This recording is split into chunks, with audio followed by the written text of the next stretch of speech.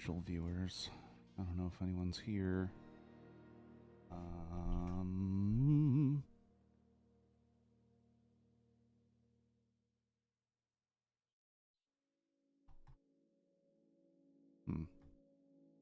The way I used to see viewers no longer works. So maybe there isn't anyone. Hello, Felix. I'm not saying you are no one. That's rude. That would be rude. Just can't tell today. I can't tell. What are we powerfully washing today? I don't know, actually. Because I think I finished up one job last time we were playing, which was like a spooky temple. So I don't know what the next thing is. But we will wash it powerfully. That I know for sure. As I change the settings to not be so frickin' loud. Because when you start the game, it's at like full volume.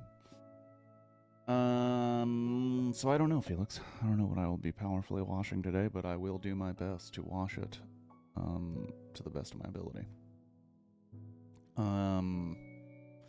I doubt there's anybody who is watching the game closely enough to notice that there's more money in the career, but that is because I did play this a little bit on my own time.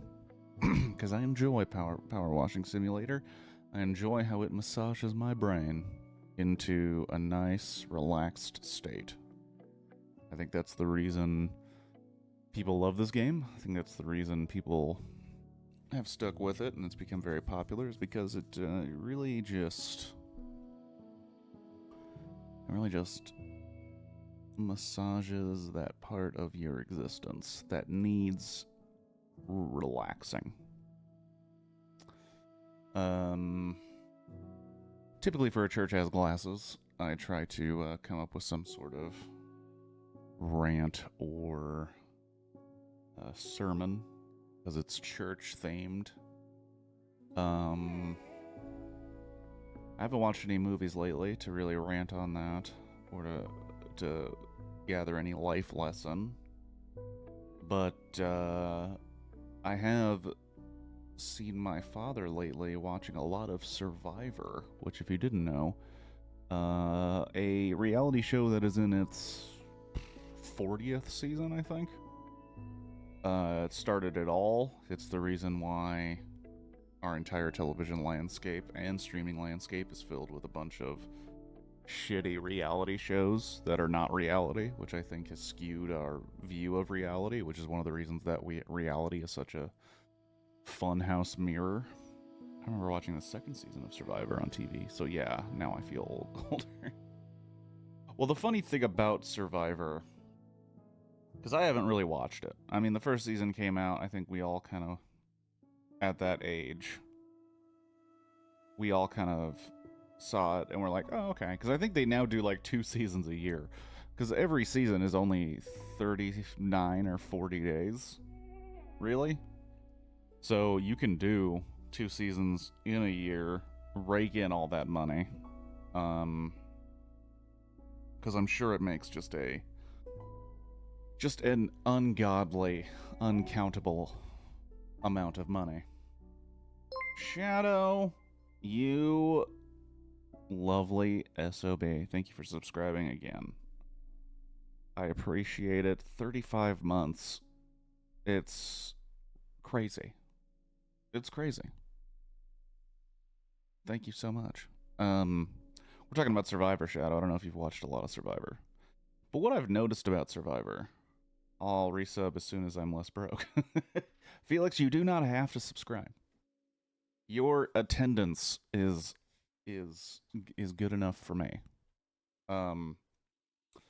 But the thing I noticed about Survivor is it really celebrates people just being the absolute worst human beings they can. The absolute worst human beings. Gilligan's Island for losers. But like, because... And I can understand why it has a fan base, and I can understand why you may enjoy it more than like a Kardashian or Real Housewives type reality show, because there is a competition. There is a purpose to the backstabbing and the shittiness. It's to win the competition. But the thing that boggles my mind about it is it's literally a game that rewards being horrible, lying, stealing, and cheating. And, Shadow, you are a lovely individual. What? 6 subs? Shadow, you're too much, man. You're too much. My gosh. Thank you, Shadow. I wish my content was better for you.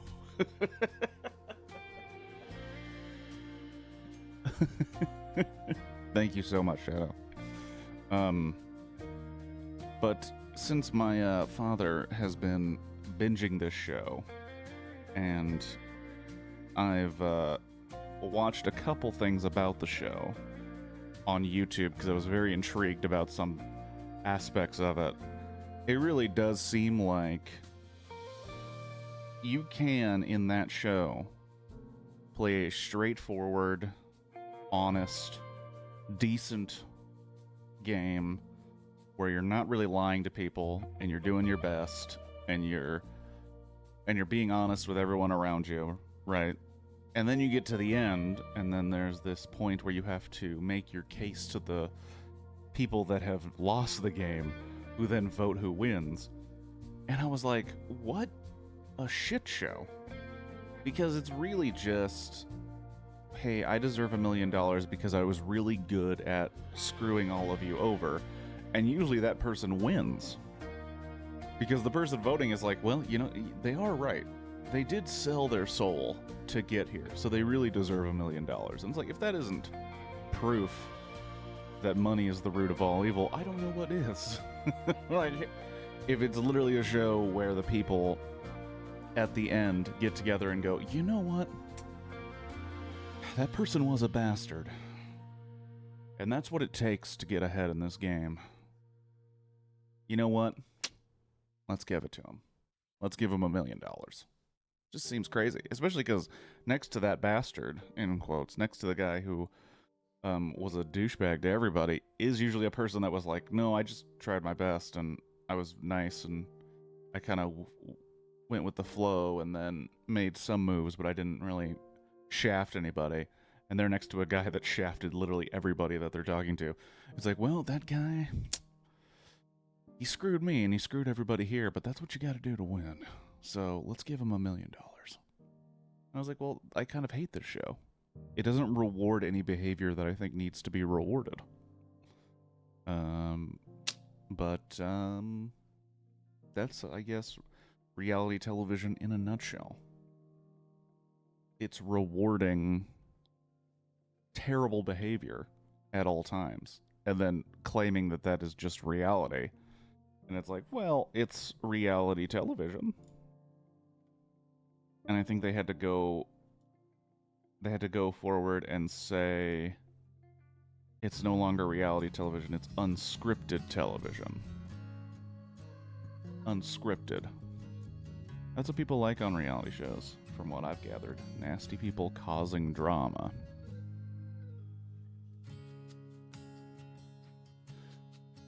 Because, yeah, that's, and they have people trying out every year. Because the thing that got me mildly interested in the workings of the show, kind of in the nuts and bolts of it, there's a YouTube channel that I like quite a bit called Funhouse, and one of their members has put in an audition tape for like the last, I want to say 20 survivors. Like, they've really wanted to get on the show and they still haven't. And they did a video where that member talked to a guy who has been on Survivor like 4 times and asked him what does it take to get on the show, because they've been trying to get on the show for so long. And I've never seen a whole episode of those contest reality shows. All the contestants look like they trail into Rex going down. Well, there's reality shows. Like, there was one that, once again, my dad saw. It was called Face Off, and it was folks that want to get into special effects makeup for movies.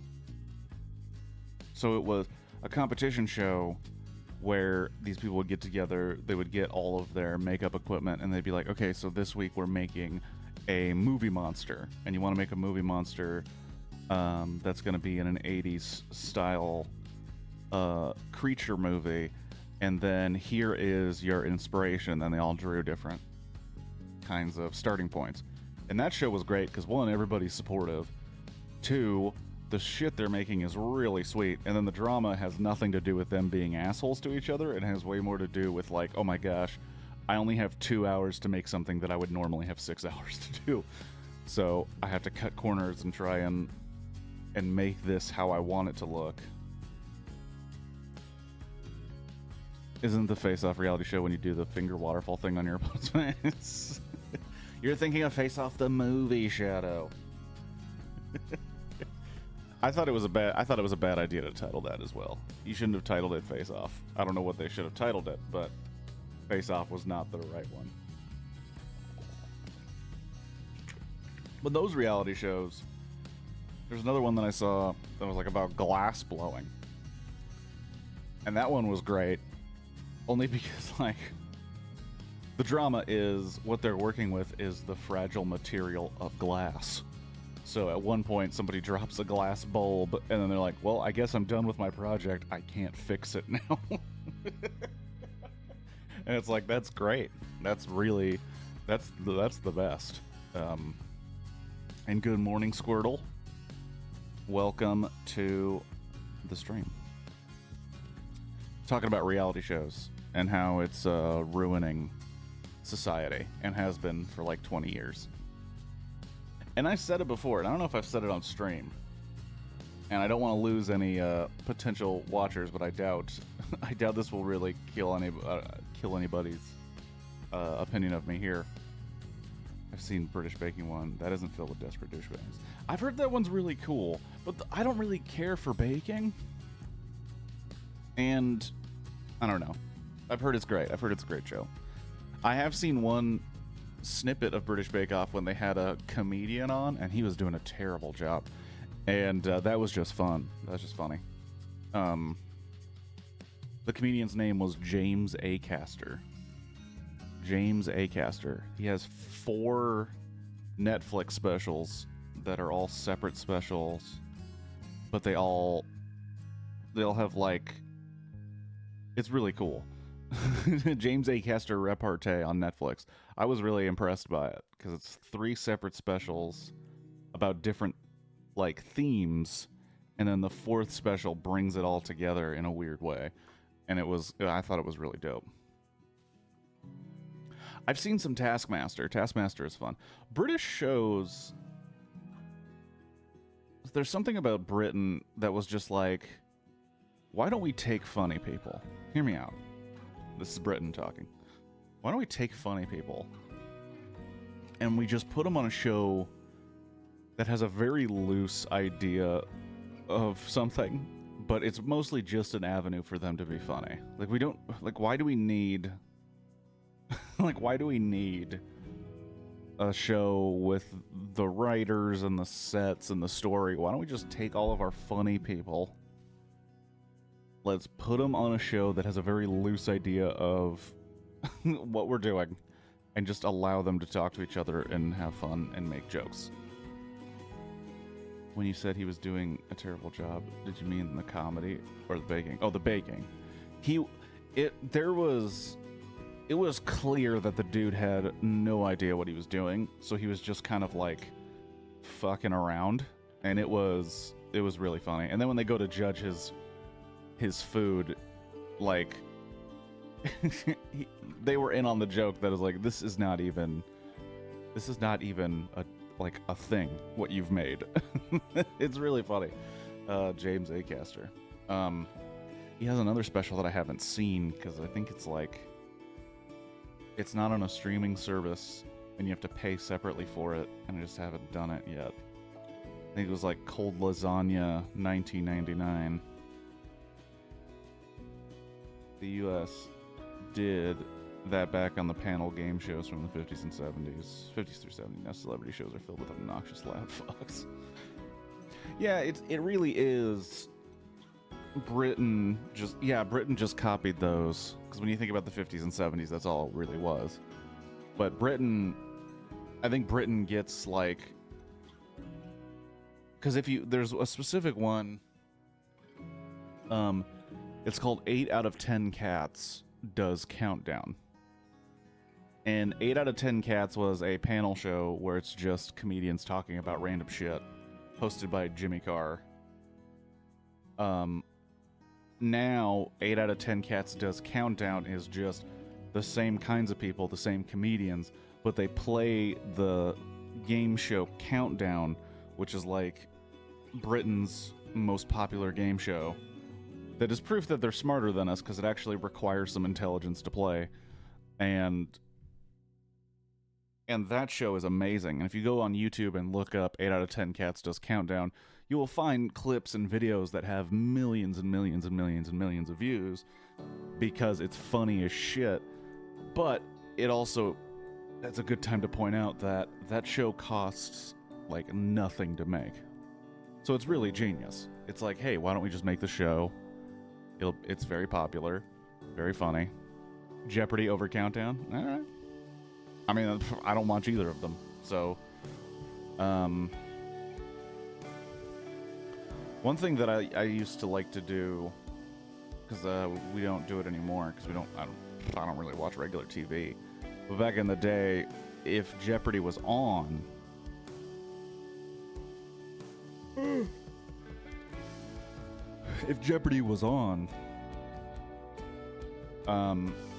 my dad and I would talk shit about the players. Because Jeopardy is basically very intense trivia. Where you have to know quite a bit about a lot of different topics to win Jeopardy. And a lot of it is kind of finding the answer within the question. You don't watch Jeopardy, you don't watch Countdown, you watch Survivor. I see. He's only seen a couple episodes of one season of Survivor, Shadow. Don't bully Felix. But Jeopardy was always fun to talk shit about the contestants when they get answers wrong to questions that we definitely don't know the answer to. We're just like, is it Bombay? Oh, I'm sorry, that's Cambodia. It's like, dumbass.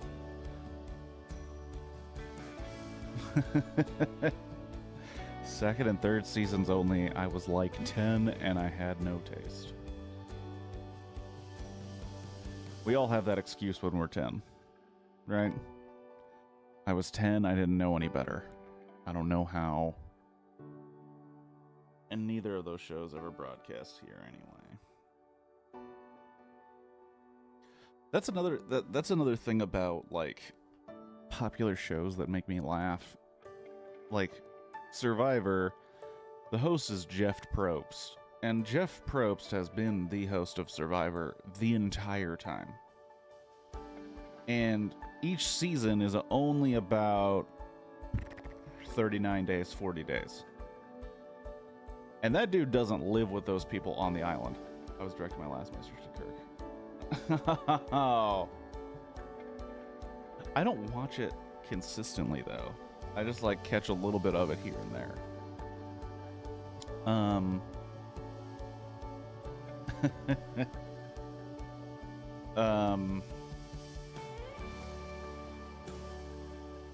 My school did Jeopardy, and they asked us to name a rock with the most amount of minerals. Jeopardy is nuts, man. And the people that win Jeopardy, it's always like, oh, hi, I'm a barista, but I happen to know a little bit of everything. Oh, I work at a dry cleaner, but I happen to know a little bit of everything. And then they always win like 50, 40 grand. And then you got like the Ken Jenningses who just like never stop winning. And they just won an ungodly amount.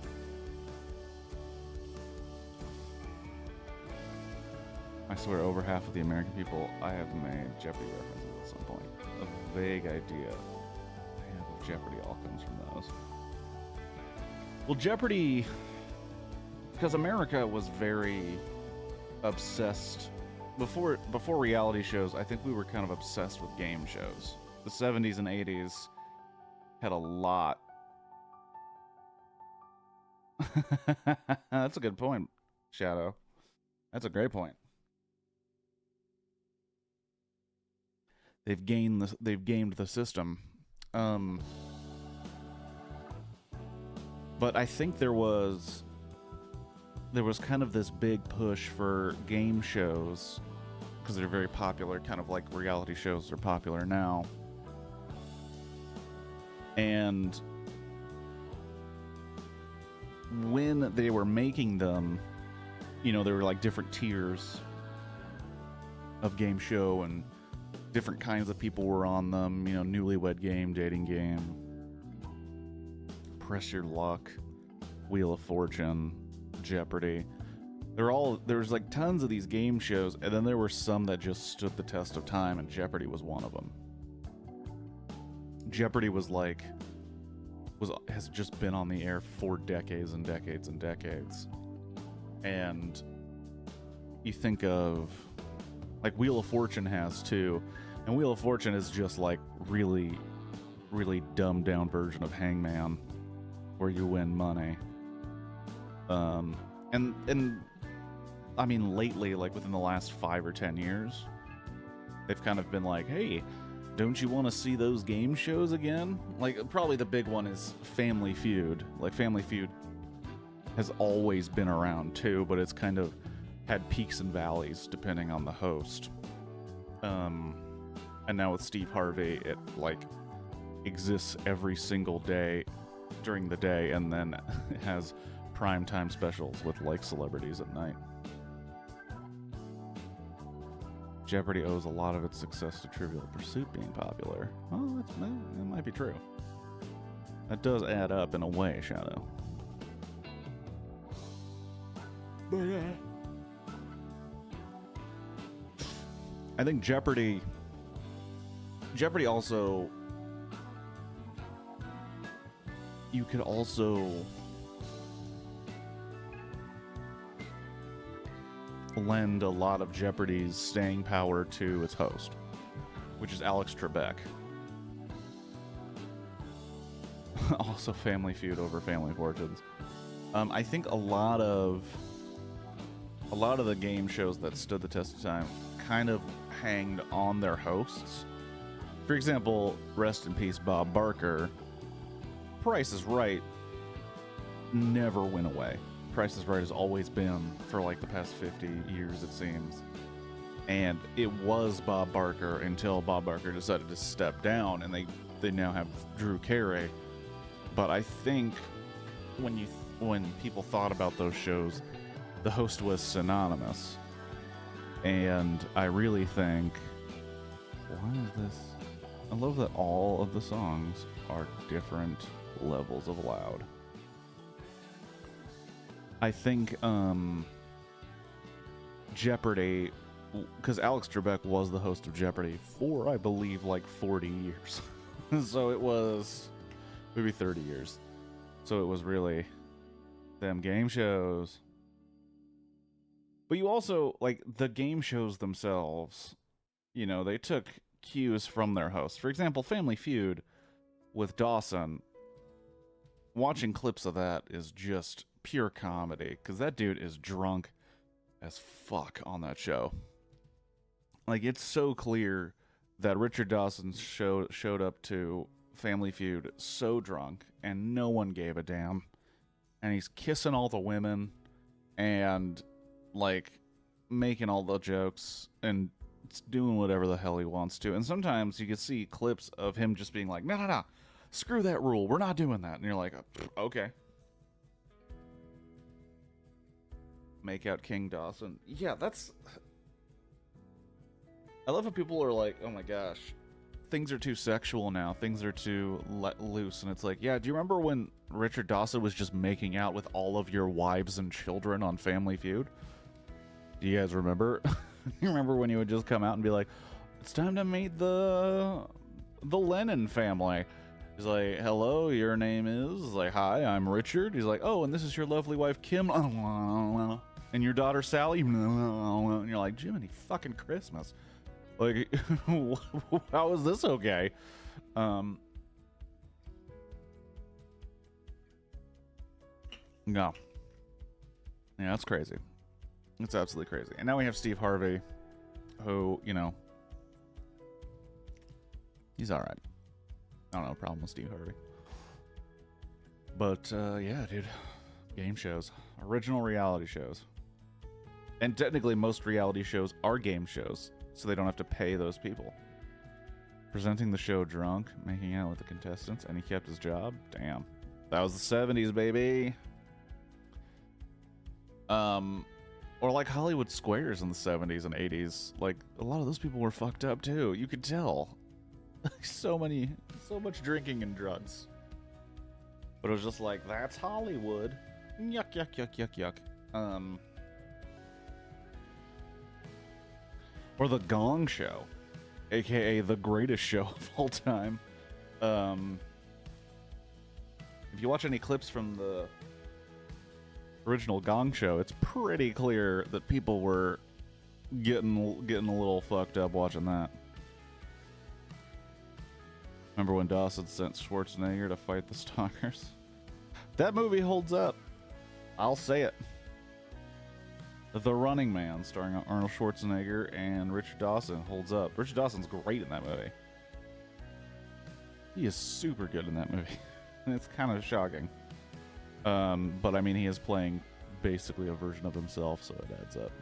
I remember seeing a clip of Steve Harvey getting super offended when someone gave a joint as an answer on Family Feud. That's all I've ever seen of the show. Well, Steve Harvey has this, like... That's why I'm, like, iffy on Steve Harvey. Because Steve Harvey's a stand-up comedian. Like, I think he was in the original Kings of Comedy. He made his own fair share of inappropriate jokes, and then he decides in the moment if something a contestant said is over the line or not. And that's the thing that kind of bothers me about Steve Harvey. Because there are moments in Family Feud or Family Fortunes, or there are moments where people give an answer and you're like, immediately an eyebrow is raised, and then depending on how you accept that answer, like, the comedy continues. Either A, you have a reaction that is very much like, holy shit, do you believe this guy? Hilarious. And then you high five and you move on. And then you get the, like, you clutch your pearls and you're like, oh my god, I would never. And it seems like Steve Harvey likes to do both. And it's like, that's not fair. You know, I think most of the hosts on the other shows would always kind of just laugh and go like, can't believe you said that. That's pretty funny. Just look at the clip of Harvey when Naked Grandma. Yeah. Yeah, like, he gets, like, upset that the guy said that, and it's like, I don't know. That's why Steve Harvey is not my favorite Family Feud host. He does a fine job, and he will be doing it until he decides not to, because he's a very popular host, but not my favorite. Not my favorite. Even Alex Trebek. Like, I saw a clip of Alex Trebek make a joke that was that was pretty great, where because in Jeopardy it starts out with a clue and then you have to answer with a question. So I don't remember what the clue exactly was, but it was something like, this cruise sets off every year with the Sets off every year for older women to meet younger men, and then an older woman who is playing Jeopardy hit the thing and goes, "The Cougar Cruise," and then Alex Trebek is like, "That's right, you didn't go on the cruise." Like that simple, straightforward, dry joke, and I was like, that's why Alex Trebek fucking rules. Like, his joke was subtle. It wasn't like over the top, like, "Cougar Cruise, women, what?" Even though that is the answer to the thing, like what someone could have done, like, "Oh, the Cougar Cruise, oh, hilarious." But when he had a chance to hit back with some comedy, Alex Trebek did so, and did so greatly. Look, all I'm saying is Alex Trebek is better than Steve Harvey. That's all I'm saying. Stop yelling at me.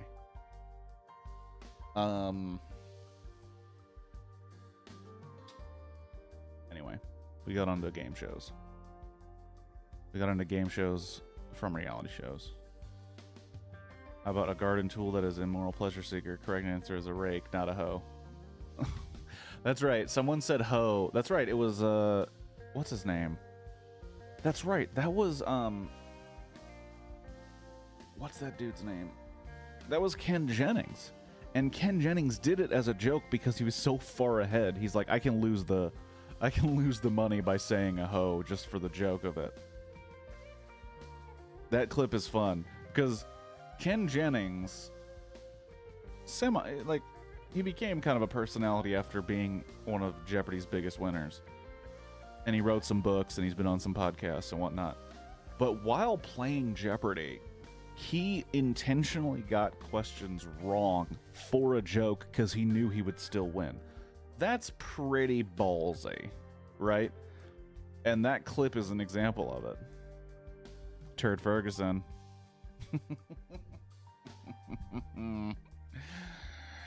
It's a funny hat. Rest in peace. That's right. Rest in peace, Norm Macdonald. Rest in peace, Bob Barker. Rest in peace, Terry Funk. Hardcore wrestling legend Terry Funk. Bray Wyatt also died. A lot of people dying. What? Shit happens, man. What a way to possibly end the conversation. People die. Have a good week. Anyways, I should probably do some cleaning. Alright. There's things out there that need to be cleaned. Actually, one second. I forgot to do something really quick. I will be right back, and when I come back, it'll be time for some video games. I will be right back.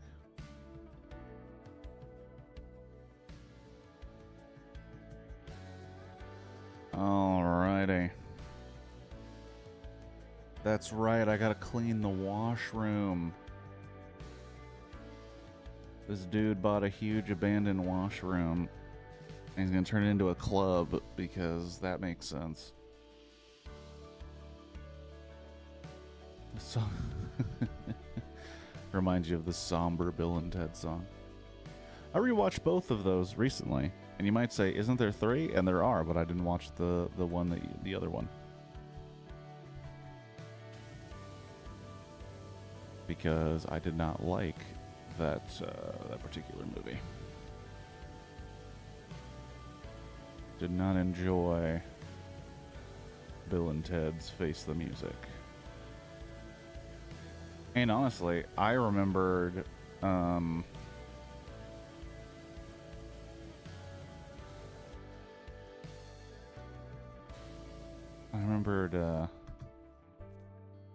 used to like Bogus Journey more than Bogus Journey, Excellent Adventure, that's right. I used to like Bogus Journey more than Excellent Adventure, and I realized it has everything to do with the fact that I watched both of them on TV and never completely. And once I did that, I was like, oh yeah, you know what, everybody else is right. This the first movie is much better.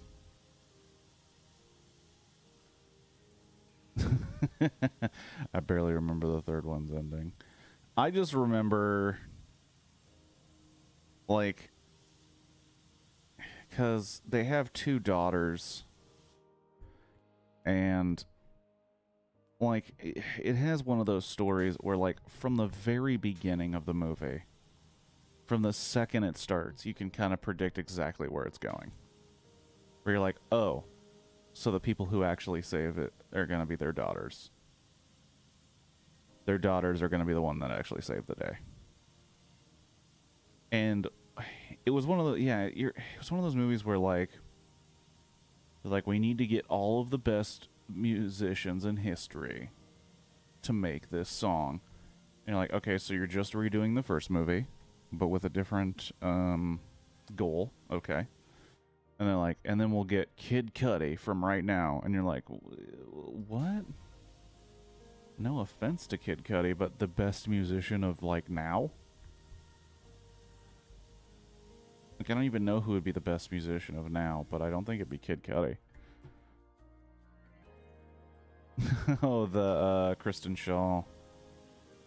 Yeah, I remember being excited to see Kristen Shaw because I enjoy her. I enjoy her on podcasts, and I enjoy her on other things where it's literally just her. Because I'll be honest, I have not watched Bob's Burgers, and I haven't watched the show that she's on, Last Man on Earth, with Will Forte.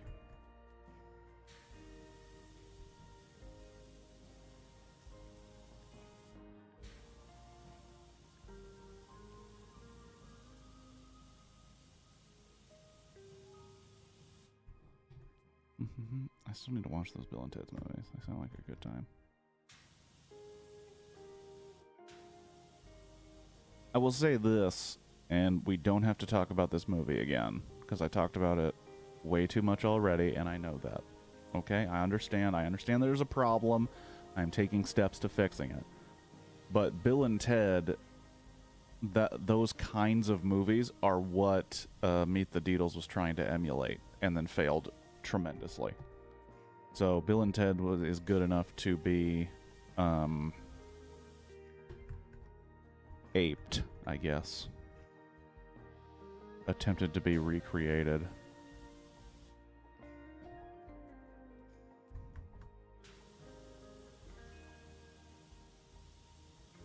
I also love how powerful the newest gun is.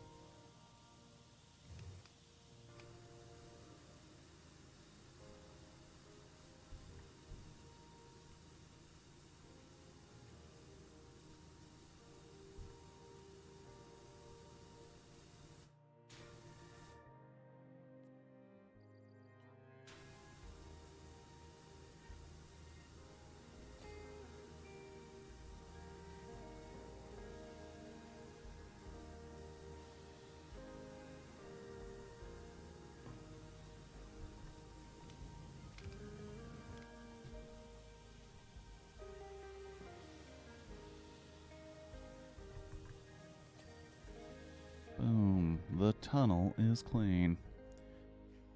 But yeah, there was... The Bill and Ted, I guess, was like almost its own genre. Like buddy comedy. And...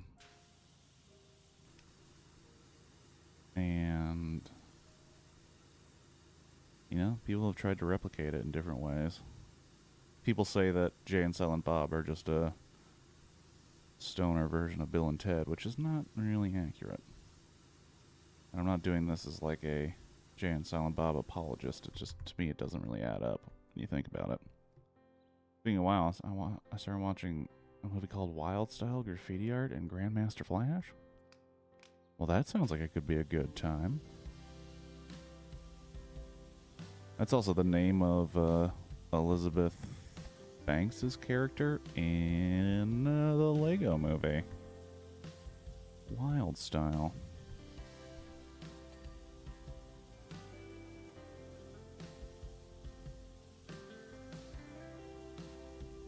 Reminds me, I still gotta see the Barbie movie. I'm not avoiding the Barbie movie out of some, like,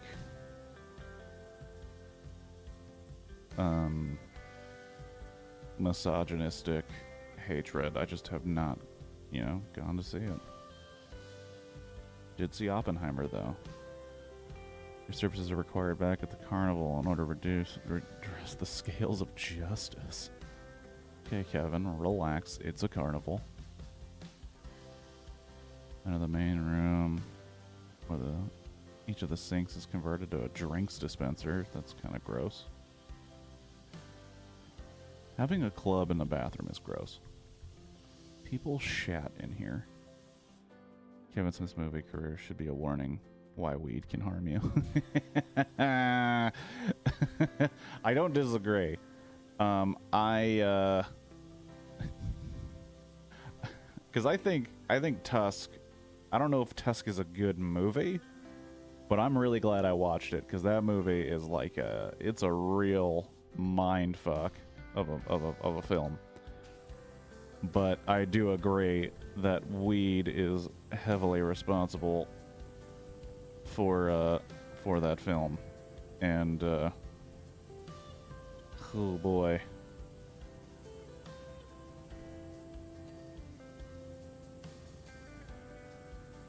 Clean up the hand dryers.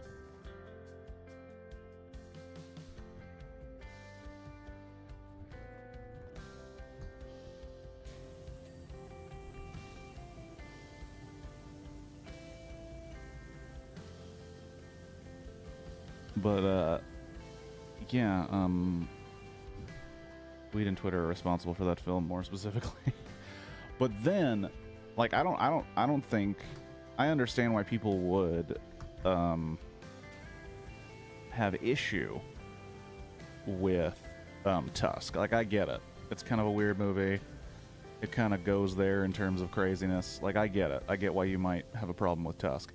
However, I also see some value in it. A movie I do not see value in is fucking Yoga Hosers. That movie, I was flabbergasted by that movie. Oh man, that movie, like, people, you know, 'cause Kevin Smith has gotten a lot of different kinds of hate over the years, and I was like, I don't think he really deserves all of this. And then Yoga Hosers came out, and I was like, wow, man, this is bad, dude. Like, this is really bad. Like, this is worse than sci-fi movie bad. And I don't know. I was not down to clown.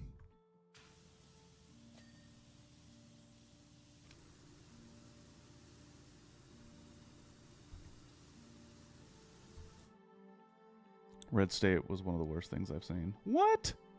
Bad writing, continuity problems. I could practically hear Kevin Smith doing ADR for Goodman at the end.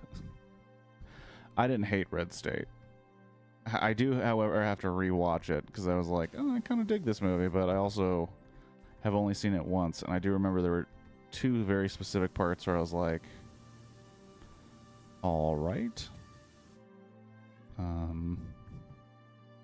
I was shocked at how bad Yoga Hosers was. You'd think a movie about Nazi sausages would at least have some brainless laughs, but it couldn't even attain that. Well, like,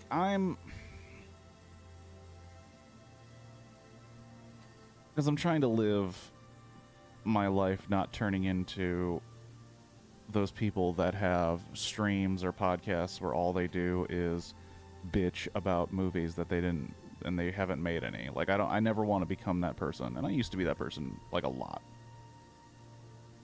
But, like, I remember back in the day, I had a podcast with, of course I did, but there was a podcast with Ben, who recently reappeared in the Discord, and Hetrick. We actually had a podcast together, and we just eviscerated Batman v Superman. Sometimes a little lighthearted rant could be cathartic. I just don't want to be like, you know, I don't want to be one of those guys that just comes on consistently and all they do is like, this is why DC can't get their shit together. And it's like, well, it's kind of hard to get this shit together. Like, it's not easy, man. Anyway, all that wiggling around to get to this point. Yoga Hosers literally felt like, because as you remember, Tusk, if you remember the film, his daughter and Johnny Depp's daughter are in it, right? Harley Quinn Smith and Lily Rose Depp are in it because they're friends, and because Kevin Smith puts his family and his friends in his movies all the time. He always did it. Go back to any of his movies, the good and the bad, like he always puts his friends and family in it. That's what he does. Whatever. So he puts his daughter in Tusk, and Tusk gets like mixed reviews, and fairly so, I think, in my opinion. And then I feel like his daughter was like, well, I want to actually be an actress, right? And fine. And Hollywood is filled with nepotism. It's not a shocker. Okay. So then Kevin Smith, he's riding on the high of making a movie based on like a super stoned rant he had on a podcast. And he's like, okay, I got an idea. Why don't I build out this universe? And much like I did with the View Askew universe stuff, but this time I'm going to include my daughter and her friend, Johnny Depp's daughter. And it's silly and it's stupid. And he's like, and it'll be dumb, it'll be kitschy, it'll be tongue-in-cheek. And, you know, it'll be about Canada, and it'll be about this other thing, these Nazi sausages. And it sounds just as crazy as,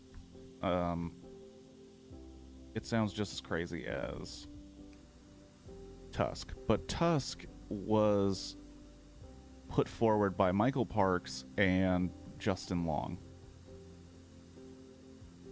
Actors. Like, actor dudes. Not to say they had to be men, but like guys who do act consistently and bring the heat when they act. Like Michael Parks in Red State, I thought was dope as hell. And I think Michael Parks in Tusk is pretty dope as well, what he has to do in that movie. And I think he does a great job. And Justin Long brings the heat. He brings 120% no matter what he's doing. So to go from that to your daughter and your daughter's friend, who happens to be the daughter of Johnny Depp. Great. Cool. And then it's shot like a student film. It's the effects are worse than sci-fi. And I think it was kind of like this, well, it's almost like I made a home video. And it's like, yeah, well, we don't get to make home videos with fucking movie budgets. You know, we don't get to fuck around and make Hollywood movies. But of course, he did the work. You know, he made it himself. So they're allowed to do whatever they want with it. But it was just annoying. It was just not a good movie. And it felt a lot like when a daughter goes to her father, who happens to be a movie director, and is like, I want to be an actor too. And then he just goes, well, sure. I mean, I've made my best friend an actor, and that dude was a clearly a problematic addict. And so it's like, why couldn't my daughter be that? And it's like, well, fine, but I don't really like this movie. And I think we all responded with that. Because that was supposed to be the second movie in a trilogy after Tusk, which never came to fruition. Yeah.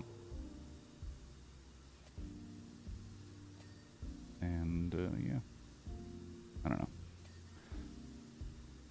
The rant kind of died down because I don't have as much fire in that oven as I did when Yoga Hosers first came out. I remember being pretty annoyed with that fucking movie.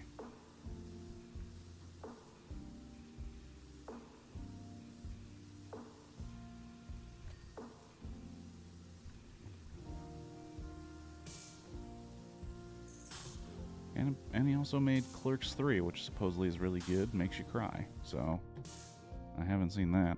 Kevin Smith really does feel like a perpetual 90s mall rat who happens to have access to Hollywood budget. Well, say what you want about his movies. The dude did make his first big hit himself, right? And whether or not you think it's good, whether you not think it's worthy, he did max out a bunch of credit cards and made that movie himself. And then the second movie he made was huge budget, not huge, but pretty big budget Mallrats, right? Universal, bigger scale, big budge, and it kind of tanked, if I remember correctly. It did not do very well. So then he makes Chasing Amy, which was very independent, has a lot of decent reviews, is pretty good. Best Kevin Smith film is An Evening with Kevin Smith. Those stories are pretty great, especially the Tim Burton Batman shit, and was it John Peters stories, Prince stories.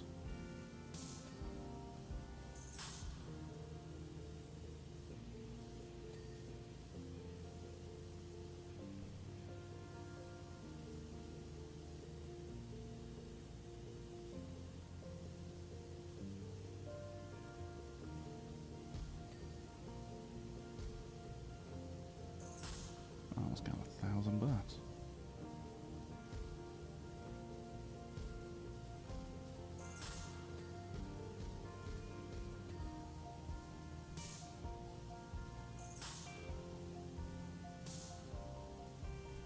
Where does...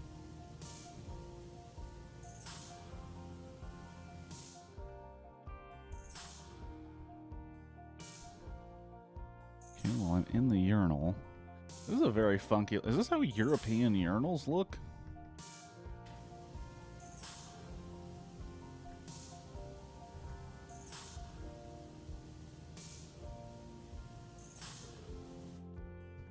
They look kind of funky. A lot of the humor in Yoga Hosers felt like Kevin Smith had just discovered that Canada has stereotypes and thought they were called comedy gold. Oh, sure. I don't like Clerks, but I do respect the links. In many ways, it's a dude who, like, made a bunch of shit himself, made his audience himself, at a time when, like, I mean, when he first started out, like, social media was not there to just kind of contain your fan base and to find them, you know, and to mobilize them. So, like, the dude, I think the dude deserves some credit for what he did, right? Whether you like him or not. But then, like, you watch Yoga Hosers, and then you watch, like, the Jay and Silent Bob Rebooted, and that's really just about his daughter, which it's like, okay, cool. It's like when a singer, like a lead singer of a band, or just a band in general, the guy who writes the songs for the band, he used to write a lot about just banging tons of women, right? It used to be all about how, like, he really is kind of a horn dog.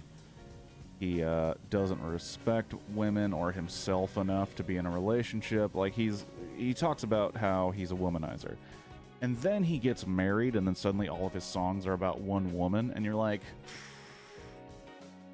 Not because you enjoyed the content of those, like, misogynistic songs, necessarily, but when they were writing those songs about being that type of person, they also wrote songs about something else. Like, it wasn't just about banging other women, it was also about doing drugs, it was also about,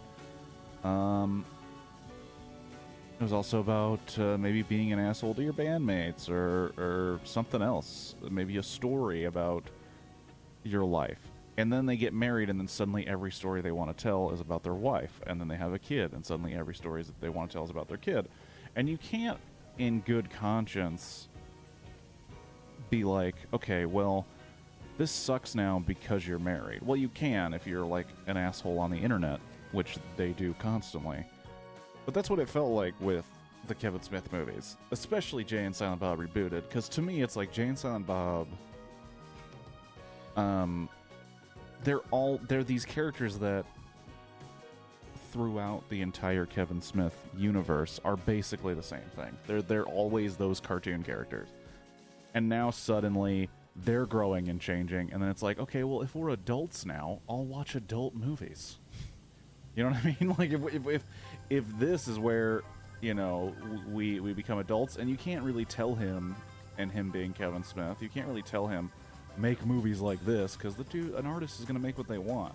It just feels like kind of a bummer, you know, when an artist suddenly doesn't make the same kind of art you're used to, and you have to then go somewhere else for it if you want to find it. Or make it yourself. Like for me, I'm going to eternally be this same level of maturity. Why grow and change myself? Because it'll make me happier? That's an illusion and a lie. What are we talking about? Kevin Smith. But yeah, that's how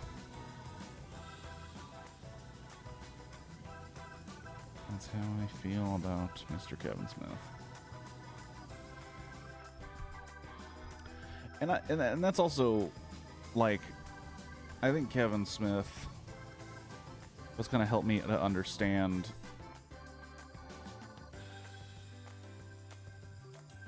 people are very, not opinionated, but people have their likes, you know? They have what they enjoy, and, you know, we don't need to convince them that they're wrong or they need to even give it a try. And I think Kevin Smith was kind of my realization about that.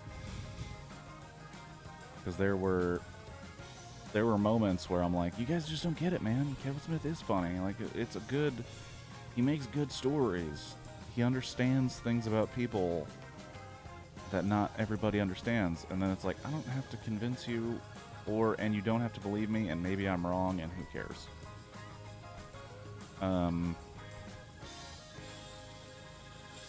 But especially after Yoga Hosers, I was like, because I haven't even seen Jersey Girl, which was his other pretty big misstep, I guess. Like, I haven't seen that, and I don't know.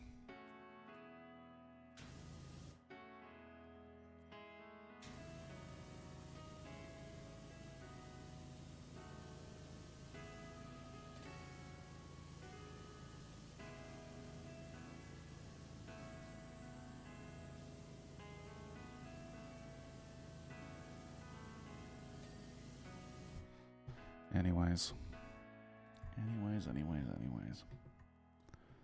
This is a dirty ass bathroom. Look at how fucking nice it got. With a little bit of elbow grease and a high pressure power washer.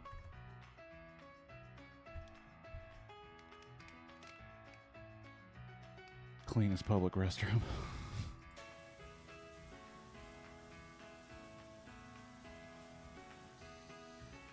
Can't touch this. Further along, the cubicles. Yeah, what are the cubicles of your gross public restroom club gonna be, you weirdo?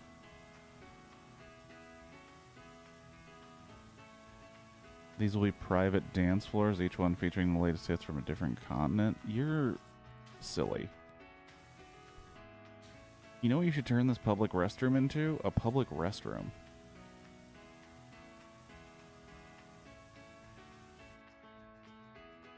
I wouldn't want to touch any of it.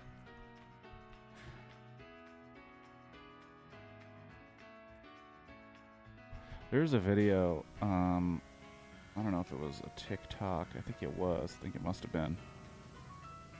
But there was like a video of a guy who went into this bathroom that was, it was basically just a public restroom.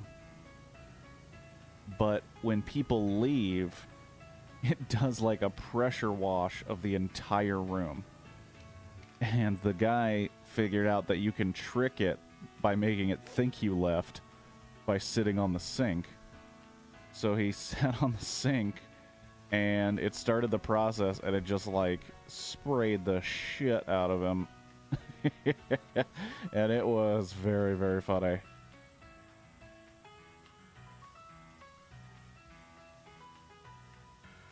It's like, that seems like something I want to see how they do it, but I don't want to be inside while it's happening. There's probably some hot pressurized water. You don't want that getting in your creases.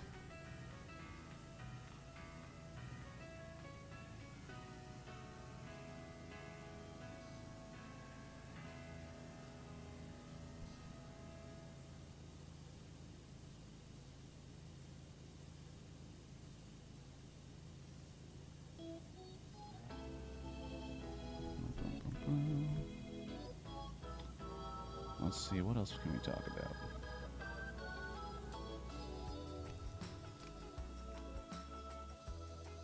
I also want to see that horror movie Talk to Me, but I also don't want to see it, like, in a theater where other people could potentially see how scared I get.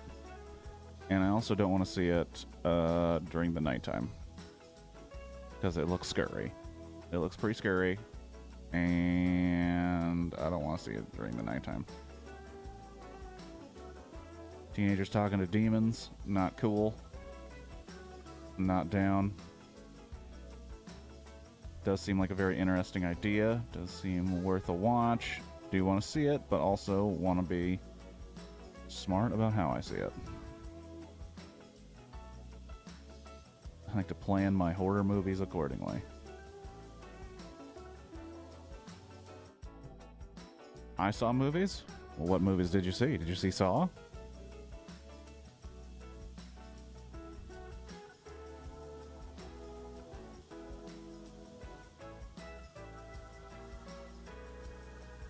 Oh yeah, there is a new Saw movie coming out.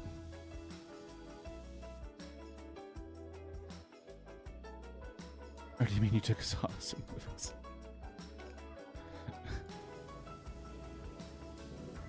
Oh man.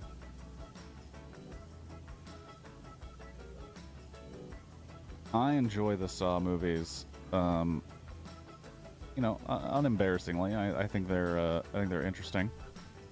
And I think that I think there is something about them that's very fun and entertaining. And the process of making those films literally seems like engineers go, what weird shit could we make? Okay, now let's write a story around it.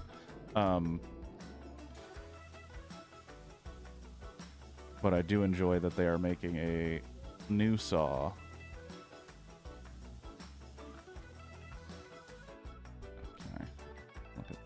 Graffiti. That's some real artists.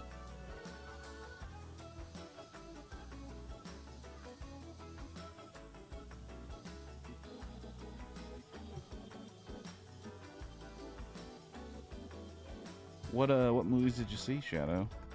Unless we insulted you and now you're leaving. First, Easy Living. Rich dude is angry at his wife buying an expensive fur coat, so he gives it to a random lady. Her life goes crazy because of her new... What? That's... That seems like a weird Twilight Zone episode. Easy Living?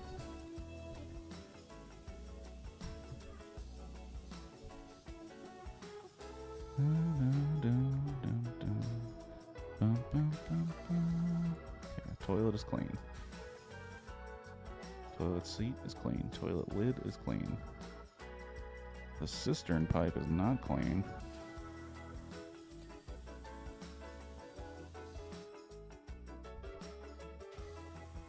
How do we get behind this thing?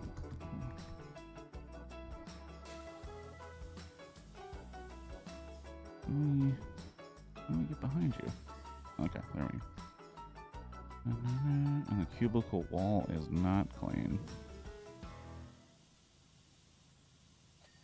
Okay, now it's clean. How many saws are there now? And then one-way passage. William Powell is a wanted criminal arrested in Hong Kong and has a romance on the ship back to San Francisco. So wait, So wait, he's like detained on the ship and he gets into a romance while detained? Also sounds interesting. 1937? Maybe Easy Living is in the public domain.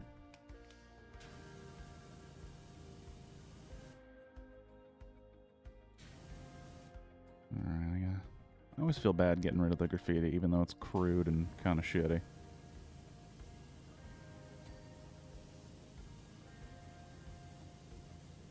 Can't touch this. Can't touch this. Shadow seems to prefer the older movies. I think that's why Shadow came around the first time, I would imagine. I don't want to presume, but I imagine there's not a lot of Twitch channels out there just watching public domain movies and talking movies and such. Meets a gal in Hong Kong, gets caught in Hong Kong on the ship. He finds the girl also traveling back. Interesting.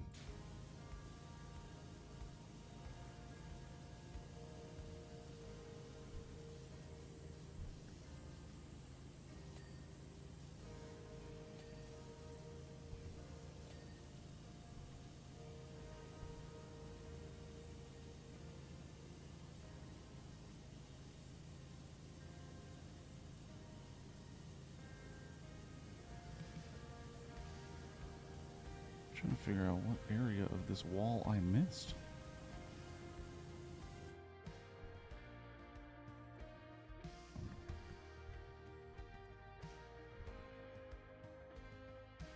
Where?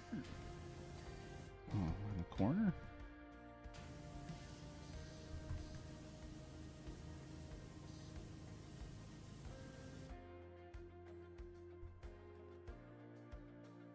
Oh, yeah.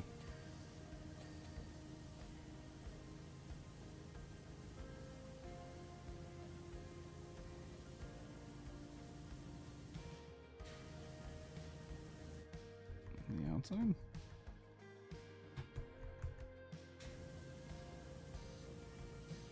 It's because they share this frame. That's why. Between Vinny or Yoga Hosers, what would you pick? Older stuff every day.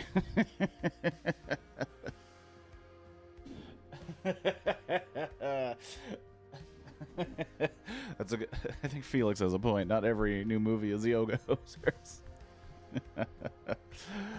Oh man, that's funny. Well, it was like when I watched House on Haunted Hill with Vinny Price, and then I was like, they remade House on Haunted Hill, didn't they? And I look it up, and they did in like the mid 2000s, I want to say, maybe early 2000s, and it's with Jeffrey Rush and Famke Johnson and Chris Kattan and Ali Larter and like. It's just missing the charm. It's missing the charm. It's also made like a Nine Inch Nails music video, and they have references to like Vinny Price in it, and you're like, don't do that. Like, don't do that, please.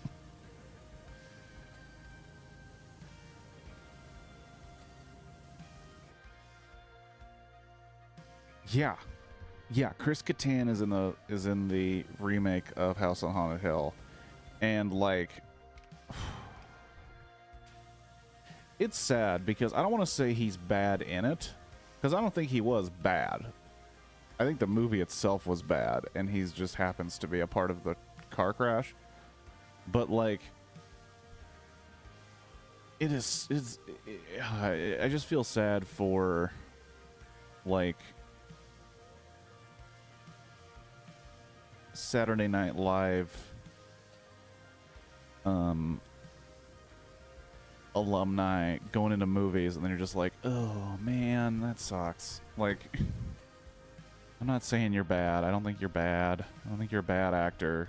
I think it's just, this wasn't gonna be it, dude. This was not gonna be the movie that gets you out of that. But you know, What do I know? I'm not an actor. I don't work in Hollywood. I don't know shit. But watching...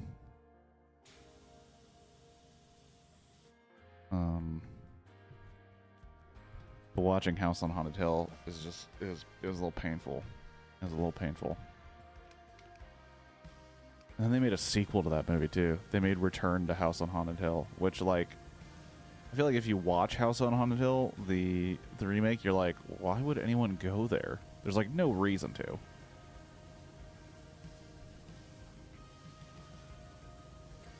And to answer the question you had a long time ago, Felix, there are 9 Saw films, and I believe this September they are going to release Saw 10, which takes place in between Saw 1 and 2, because the main character is back, John Kramer, the Jigsaw Killer. And if you know your Saw lore, if he's back, then it has to be between 1 and 2, or at least before 2 or 3, because he is dying in 2 and is dead by 3. So, or the end of 3. He's dead at the beginning of 5. Either way.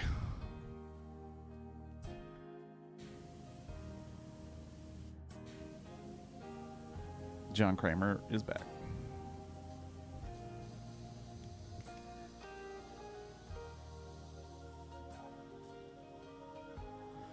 You know, I feel like I need more encouraging words after I poop. Whoever did that graffiti is doing Lord's work.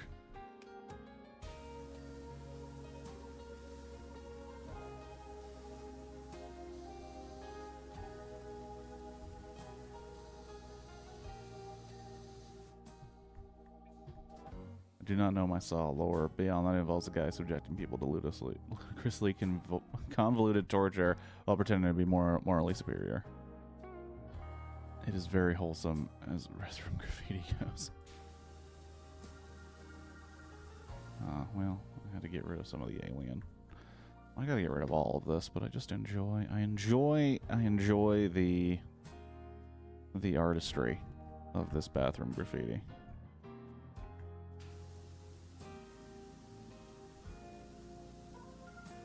Probably because it was made by artists who worked on the game.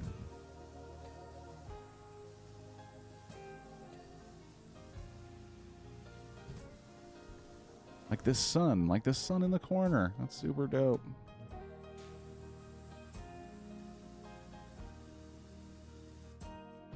I've never seen any Saw. I noticed they're all available on Pluto, though. Are they? As a fan of the films, I can say that honestly because I own them. I have watched all of them at least twice. Are they good films? Not really. I wouldn't say they're great movies. I do think that the first one is good. I think the first Saw movie is good, and I think that's the reason why there's like they technically created torture porn, which I don't think is correct. I think you can credit them with creating the genre. However, I don't think the first Saw really qualifies as torture porn. I think they don't really... I think it's more of a pretty slow-moving mystery and puzzle than like a torture porn film. And then when they got the juice from having a little bit of torture porn tendencies, they're like, well, this is what's going to make us the money. Let's do it. And it shifted after the first one. So I think the first one's just a good movie. Kind of like how you can credit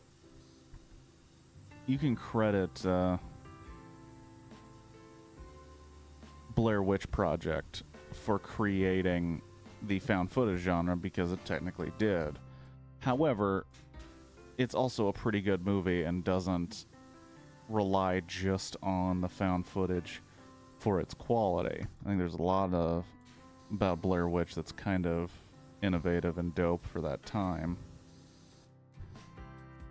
But because they were the, they were the first, and then it got aped after that and done to death, they are considered the godfathers of it. I think the same thing happened with the Saw.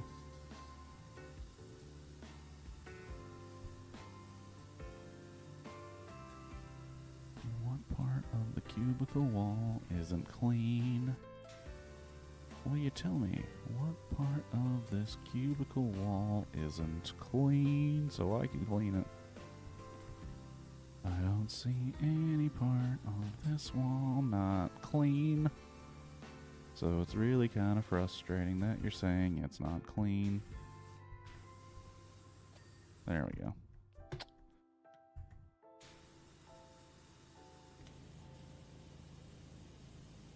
Dun, dun, dun, dun, dun. But yeah, Saw 10. And that's the thing that studios are doing now that are really, I think, the shittiest thing you can do. They're making part of the success of this movie. They're coming out and saying beforehand that the success of this movie dictates whether or not a sequel to a different part of the Saw universe is going to happen. So if you did not know, and I'm glad you asked, even though I'm pretty sure no one cares, there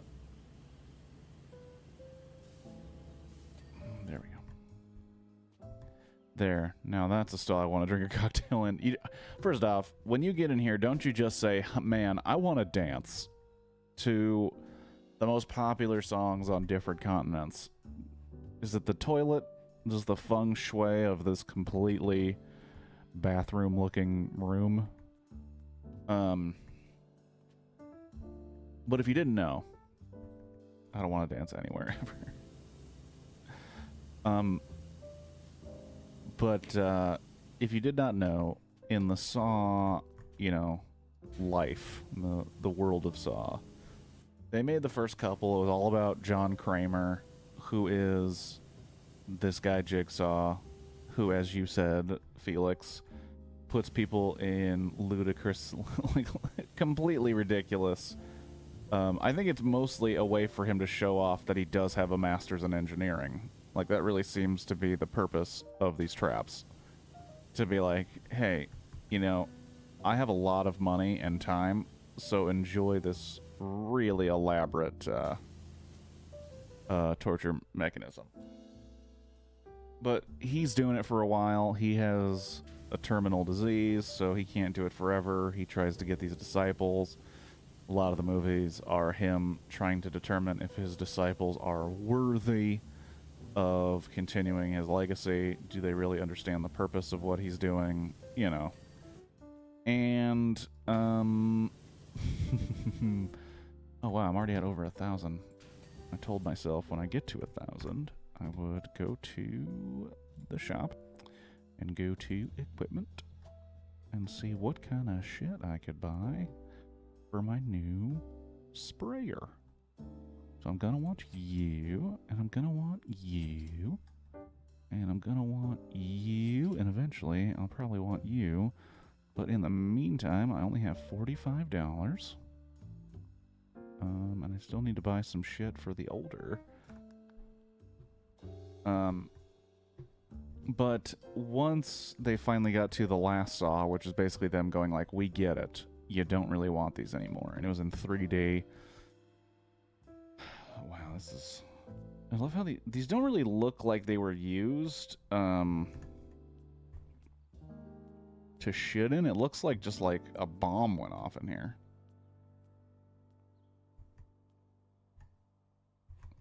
I don't know what to do with that, but I'm going to leave it over there.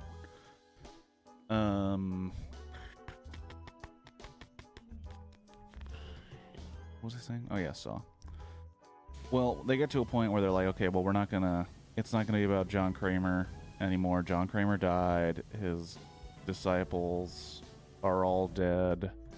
we're done doing the Saw thing. And then they had a reboot called Jigsaw that I thought was absolute trash. I really didn't like it. I hated it. I didn't like the reboot. Didn't like it.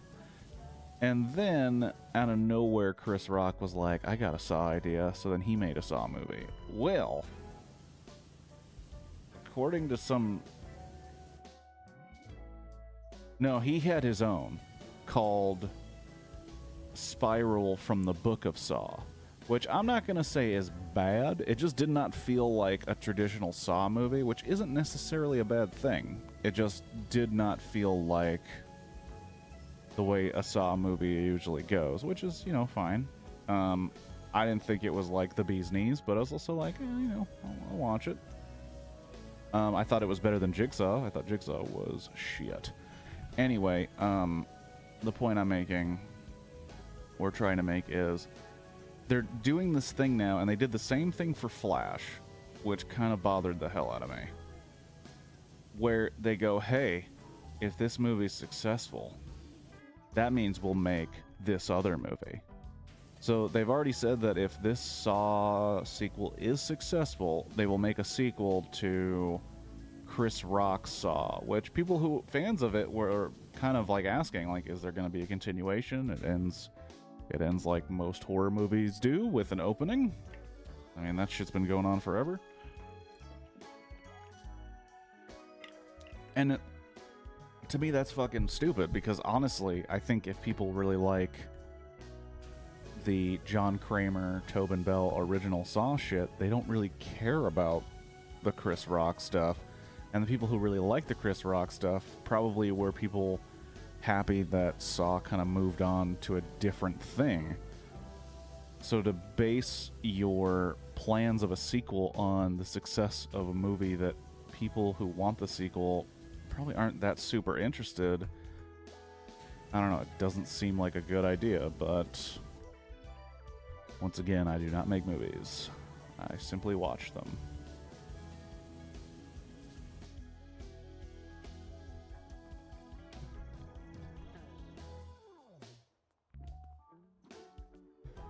Oh boy.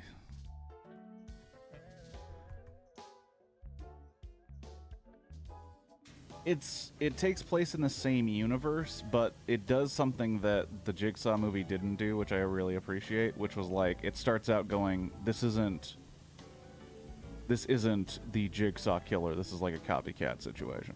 Like, it almost like starts by going, is this Jigsaw? And they're like, nah, it's not Jigsaw. Jigsaw's fucking dead. This is obviously somebody else. And then doesn't even entertain the idea that it's not a copycat killer, which I was like, I appreciate that a lot. Because the idea that they spend, like, the urinals now, I'm thinking, well, will each contain a different soft drink, allowing the patrons to rehydrate after hitting the cubicles. Clement is so delusional. So it takes place in the same world, and that killer existed, but it's a different killer, and his motivations... Oop, I kind of spoiled who it might be. The motivations of the killer are a little bit different than Jigsaw's, but it's the same kind of mode to do it, if that makes sense. But I appreciated that a lot, because that's one of the things I hated about Jigsaw. They spent so much time in the first couple Saw movies, like, okay, John Kramer's on his deathbed. He's gonna go anytime now. He's gonna die. And then eventually they kill him, and they're like, well, he planned all this shit after his death. And then eventually, like, in the last or second to last Saw movie that's about John Kramer's Jigsaw, they're like, okay, he's gone. I'm now setting up my own stuff as his disciple. And it's like, finally, shit. It was super uninteresting because they're not as interesting as the Jigsaw character, but it was still them taking ownership of what they were about to do. S graffiti? Oh, like the Stussy graffiti? Ah, yes, Shadow. A blast from the past.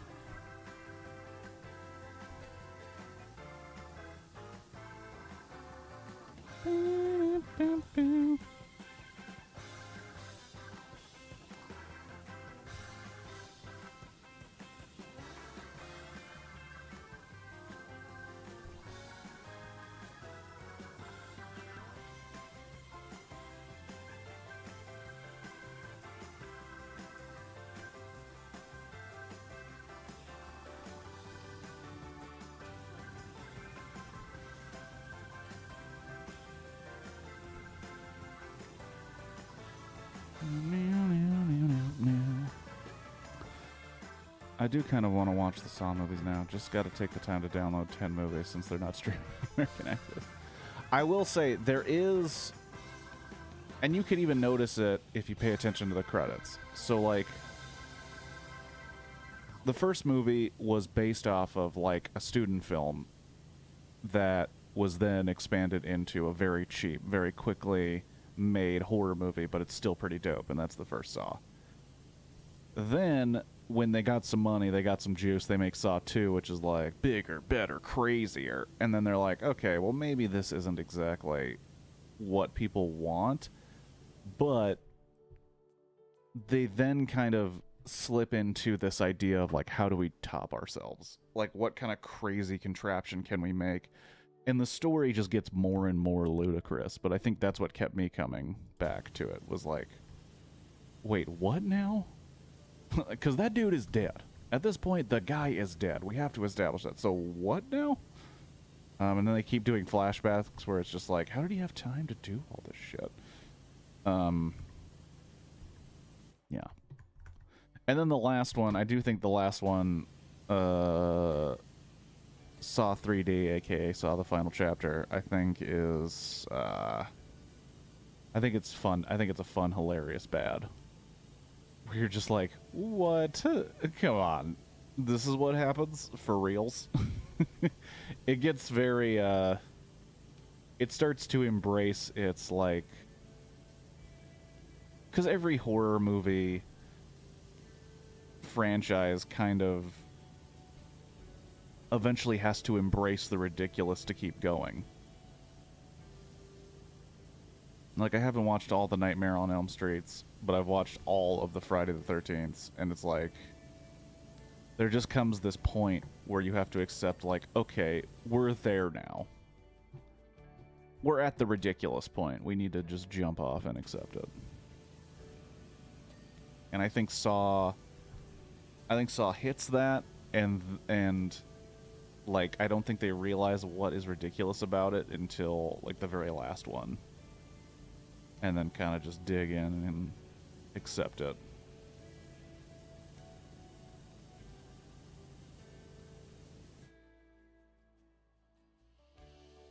Then they get a reboot to try and become serious again. I think that reboot, I don't know, some people like that reboot. I think it's trash.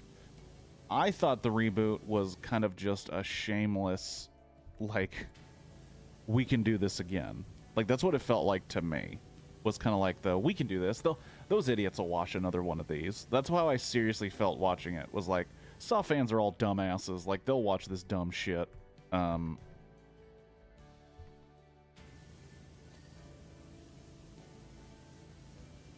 I just remember being very angry at the Jigsaw reboot. The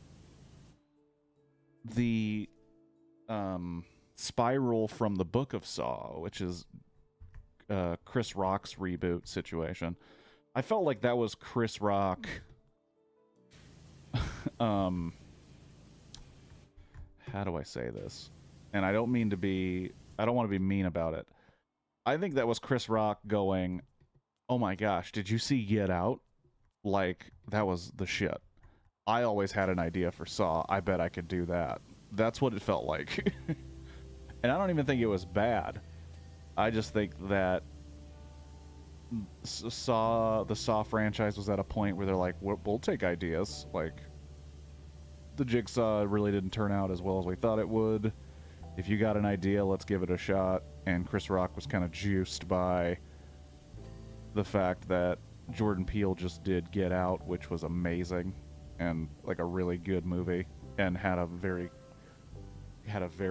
like point, like a very interesting point that you can point to and go, oh, I guess that it is a crazy idea. And, you know, I just think Get Out was rad. But I don't know. I was just talking in general. Which Saw movie is the reboot again? It goes 1, 2, 3, 4, 5, 6, the final chapter, Jigsaw reboot, and then Spiral the Book of Saw is 9. and that is Chris Rock. Jigsaw is the reboot that I thought was kind of like a soulless cash grab piece of shit. I really didn't like it. I don't know if you could tell. Jigsaw is the one I don't like, and then Spiral is the one that I kind of like, but I didn't really feel like a Saw movie, which is fine, you know. There was one of the Friday the 13th movies. I think it was... Oh, I wish I remembered the name. It involves a girl that also has telekinetic powers. I was like, this doesn't really feel like a movie about Jason Voorhees at all. Like, he's barely in this fucking thing.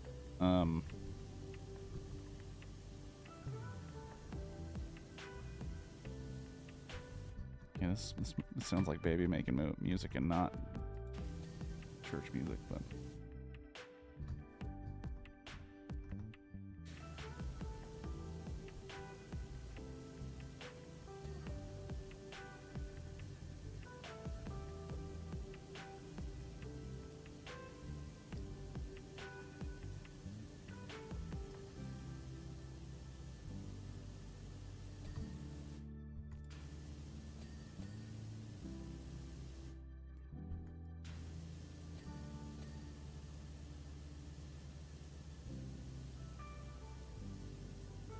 Baby making music does not belong in a dirty public restroom or any type of public restroom, I dare say. Well, some people are that, you know, that brave. They want to brave the gross with a partner, and you know, to those people, I say, gross.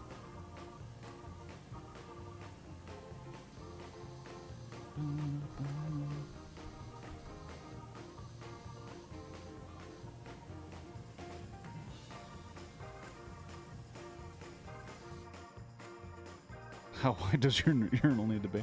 Well, it's for folks that, like, you know... It's for folks that, you know, they want to be able to talk to their bro. You know when, like, you're at the urinal, and you want to talk to your bro, but I guess your penis is so small that it's just gonna go that way, because you barely move your entire body rather than just your head. Maybe it's just a...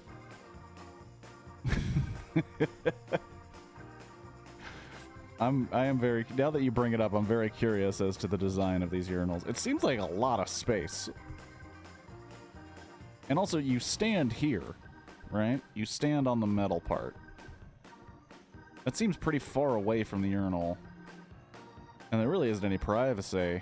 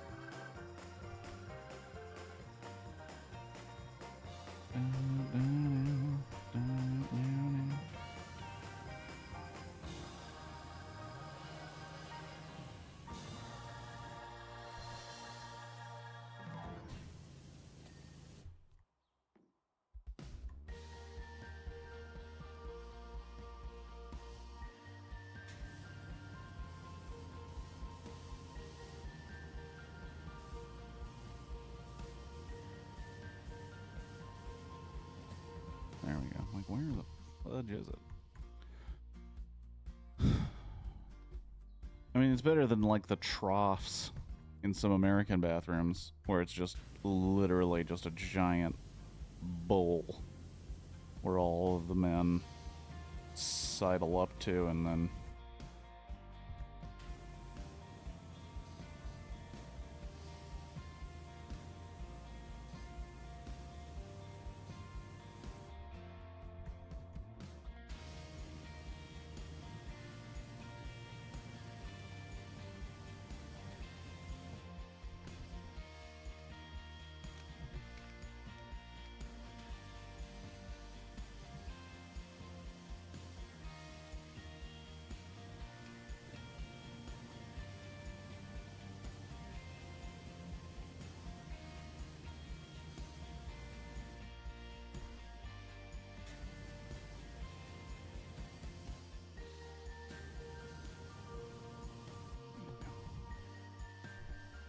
And the first Saw takes place in a bathroom. Truth. The truth indeed. First Saw takes place in a bathroom. Pretty gross one. It also makes me wonder, like, how much of that was real and how much of it was dressed up by the Jigsaw Killer.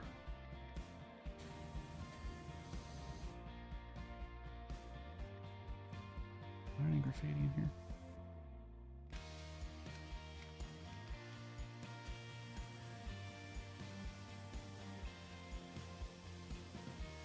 It's not. Will the graffiti artist decide to get to, like, only specific rooms? That seems weird.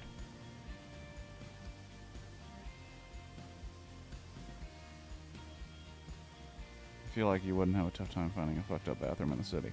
But I think it'd be hard to find a fucked up bathroom in the city that literally no one will use for several months because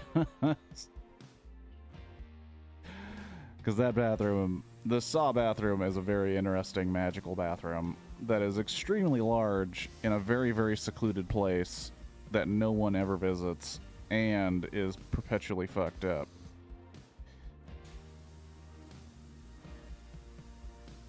But is also outfitted with very specific monitoring equipment to make sure you can monitor your subjects as they go through their game, as it were.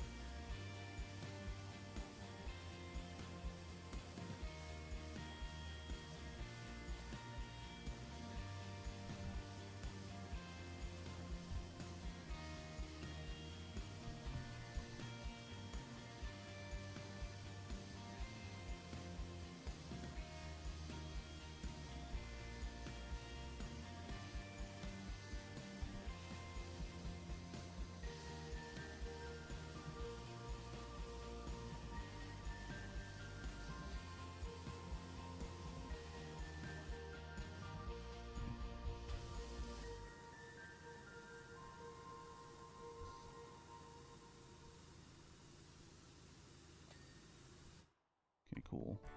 Where is this section of toilet that's not getting clean? There we go. There we go. Toilet is clean.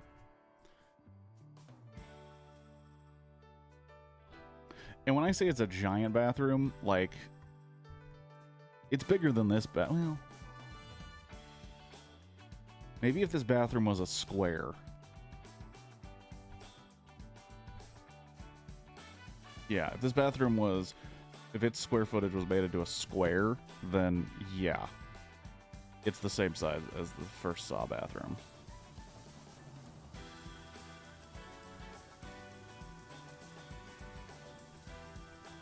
Something I haven't really thought about, the architecture of that bathroom in Saw is pretty weird, because it has to be a really, really big bathroom to allow for what the plan of their game is, but it also has to be somewhere that no one is ever going to find it, because the idea is someone can get locked in there forever and die and never be found. So it's like, okay, so then this bathroom literally is of no use to anyone, but was of use at some point to look this bad. Which, you know, it doesn't add up. It don't add up. But a lot of things about Saw really don't add up.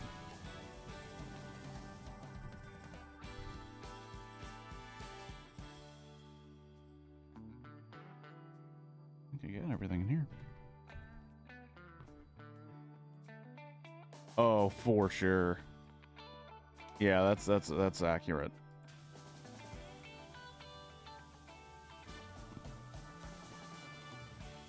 Well, it also say it's coming up nice. Coming up right nice, huh? I mean, it looks like a clean bathroom. Doesn't look like a club.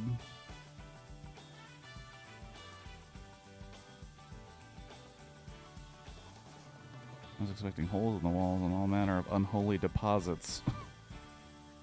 Unholy Deposits. The much less popular Avenged Sevenfold song. And seen so much as a cracked tile yet. I actually have a magic pressure washer. It actually repairs. It repairs your bathroom as it cleans. Because yeah, I mean, besides, it doesn't look like a bad bathroom. It just looks like a bathroom that hasn't even been attempted to be cleaned in years.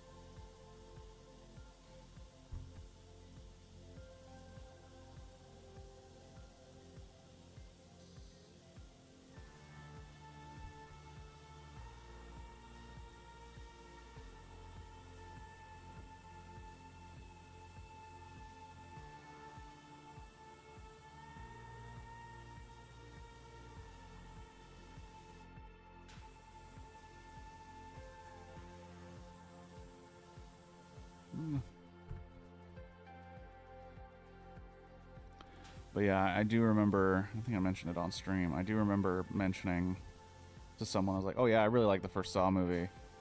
And I like the sequels, but I think the first Saw movie is kind of the best. And they're all like, oh man, you'll love Hostel. And then I watched Hostel and ended up fast forwarding through most of it. And I was like, yeah, I don't know where you thought that. Because this might shock you. Saw does have a story. You may find it asinine. You may find it stupid. That's your prerogative. But it does have a story. Hostel is, hey, there are people, there is torture. Watch the movie. And I'm like, oh, so we take out, like, any pretense that, like, movies should have a story, have a point. It's just...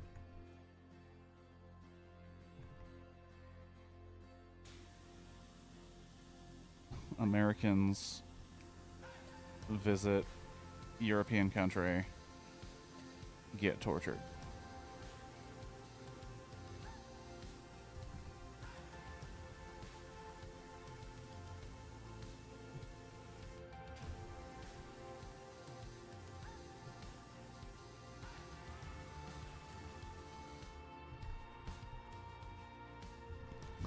I liked Hostel, but can admit the lore was vague. Yeah.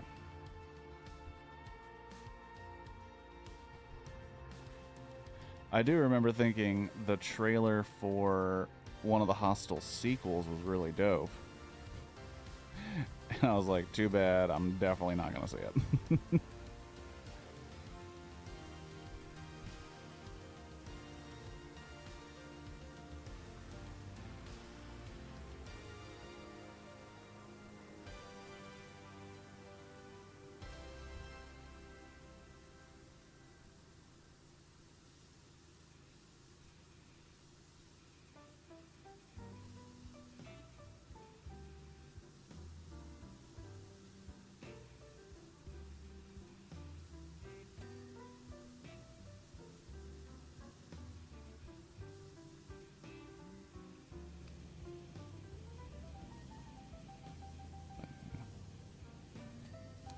The Saw movies.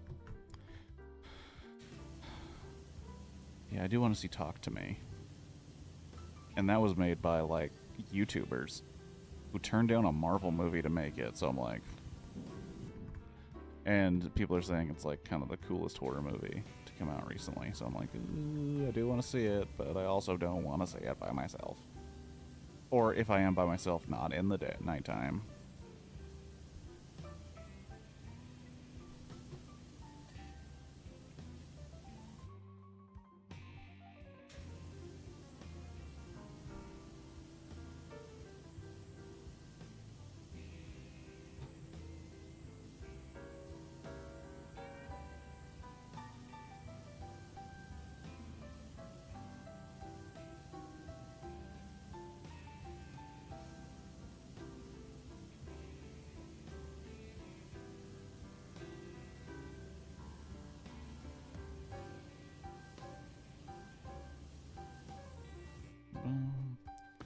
They're basically two Hostel sequels. The first is basically the same as the second, but the main characters are female. The second is set in Las Vegas.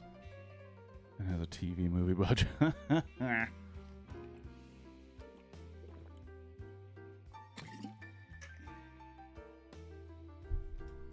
I just realized that the warning about sore throat is still up.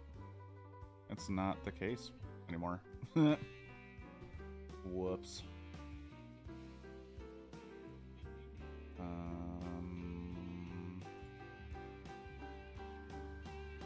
There. I do not have a sore throat. That was last week. And I thought it would really affect the stream.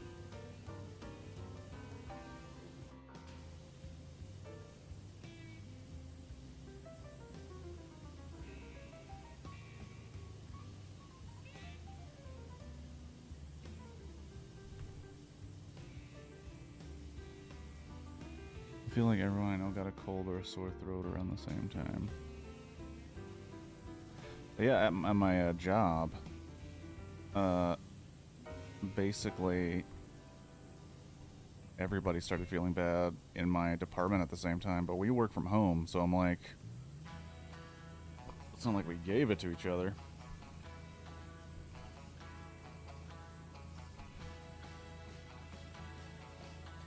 There we go. Freaking hand dryer.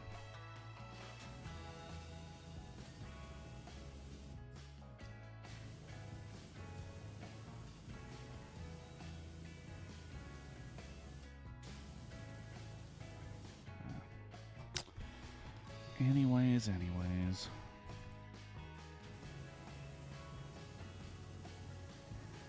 What to talk about now? We talk about Saw way too much.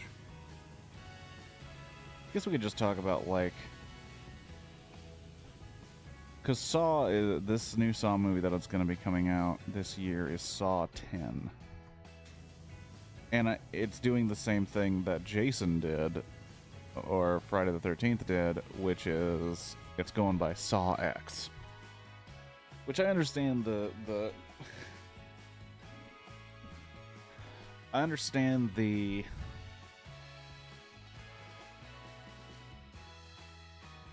Not the impulse. I understand the logic behind going with Saw X. I really do.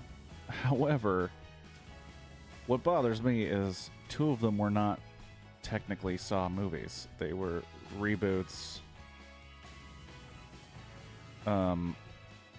One called Saw, or Jigsaw, one called,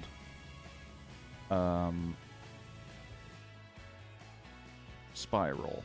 So, I don't know. I don't know why it bothers me. I get bothered by dumb, stupid things like that. Titling.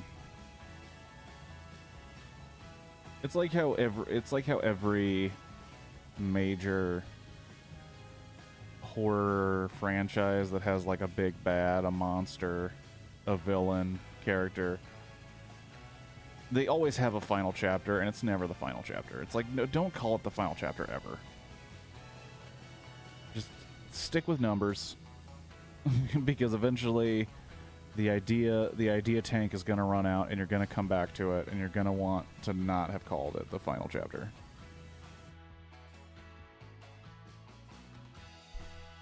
Yeah, it's all in the same universe, I guess, and that's what they're trading on. But it's also doing that thing where, because the main character died in 3/4, like, it has to take place between the first Saw and the second Saw, but it's Saw X, and it's like, you can come up with a clever title. You can. You can do a colon and a title. Like, people do that all the time.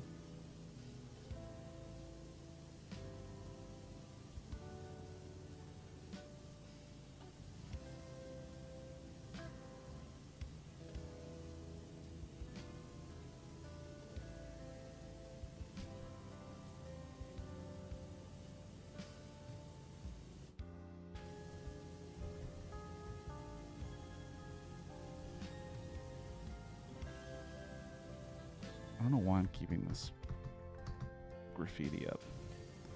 It's all gonna have to come out eventually.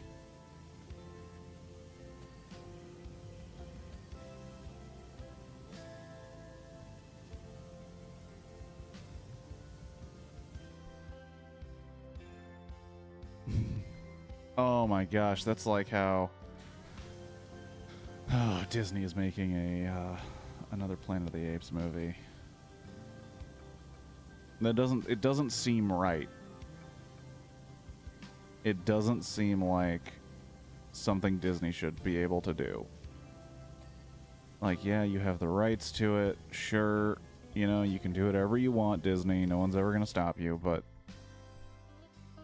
you could leave Planet of the Apes alone. And the fact that they've already released a title, which is Kingdom of the Planet of the Apes, and it's like, dude, if you watched the original Planet of the Apes with Charlton Heston, you know that they didn't have a kingdom. They had a democracy. They had basically the equivalent of, like, the political system in the year that came out in America. Like, it was just a bummer.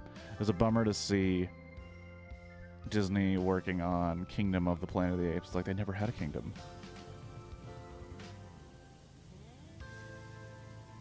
They, like... I don't know. And then I said that to my dad, and he said, like, well, maybe it's something else to it than just, like, a traditional kingdom. And I'm like, I don't care. Get it right. And the sequels to Planet of the Apes that came out originally, they were buck wild on absolutely insane titles. So it's not even hard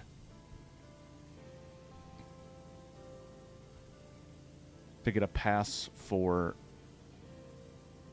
titles for Planet of the Apes. It's not even hard. It's not difficult. But somehow you fucked it. Maybe they had a monarchy first and then developed a democracy later, like us. You know, maybe. But they would have given it to Caesar, probably, because Caesar was the most king-like of the apes, and he died, spoiler alert, in the last Planet of the Apes sequel that we got. I don't know.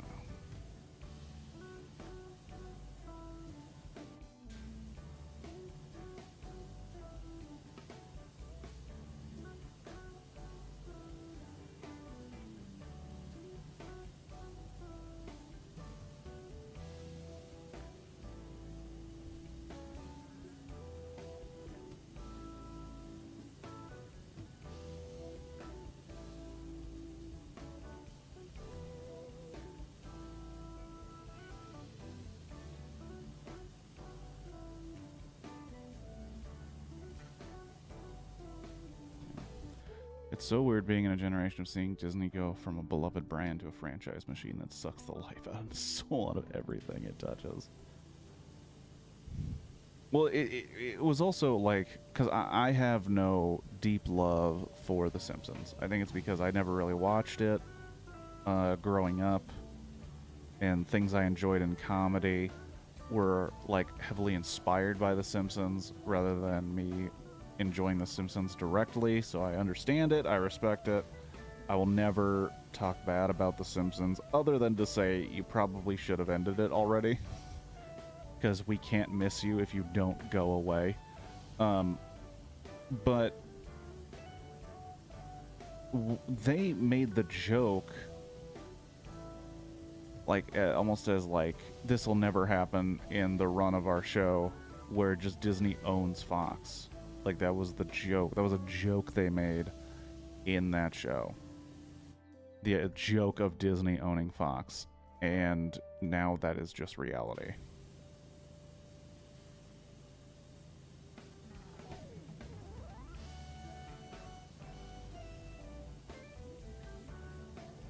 And you figure with Disney owning all this shit, they would like... They would let loose on some of their weird regulations.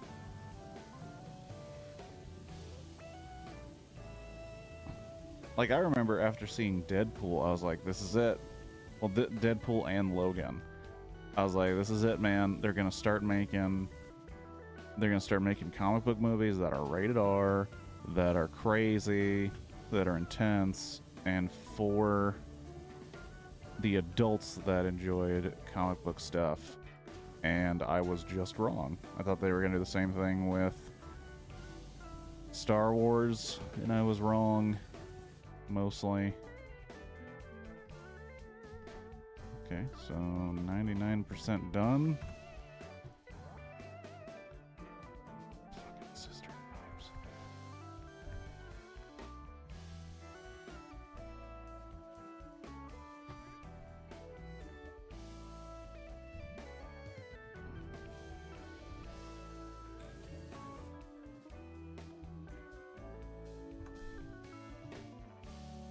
Pipes on the wall.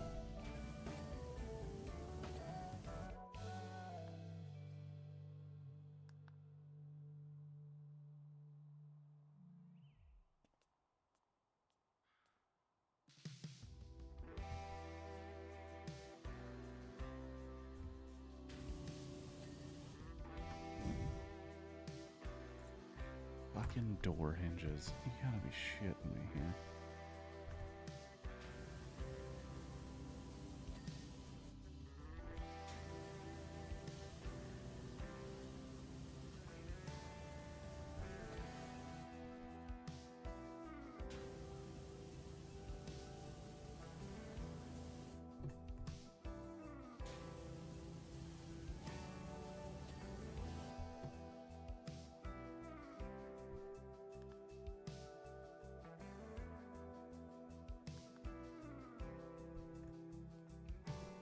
Spielgers.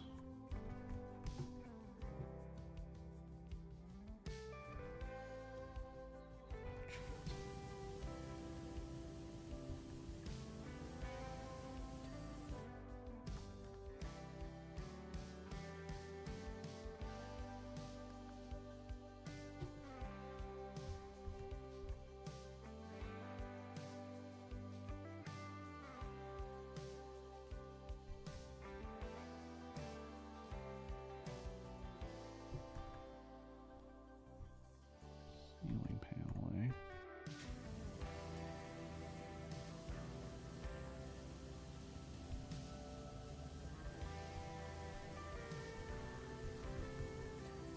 There we go. Two different lights.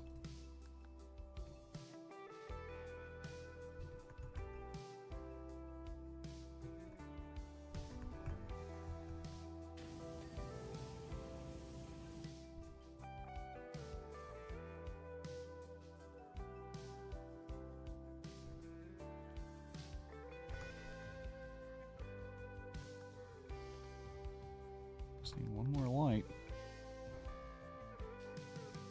Where does light at?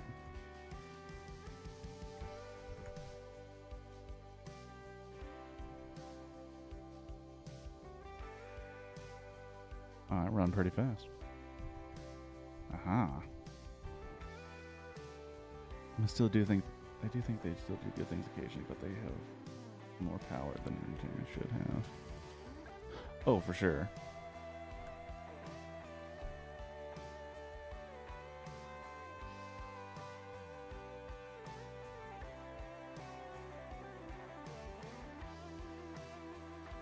Boom. Can't believe this is the same place that I bought. You're a miracle worker. You're a miracle worker is what you are now. Thinking, do I really want a bunch of sweaty Gen Zs grinding up the place?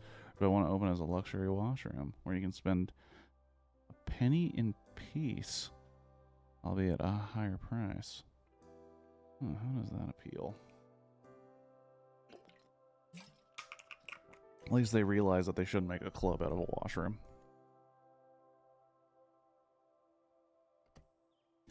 Well, that's why clean the helter-skelter.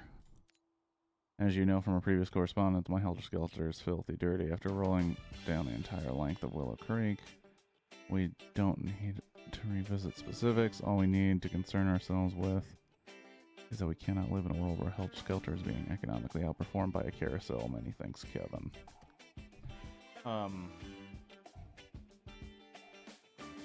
There's like...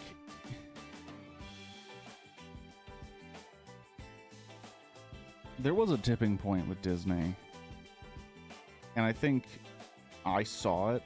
I don't want to say I was a part of it. Like, obviously I have nothing to do with it, but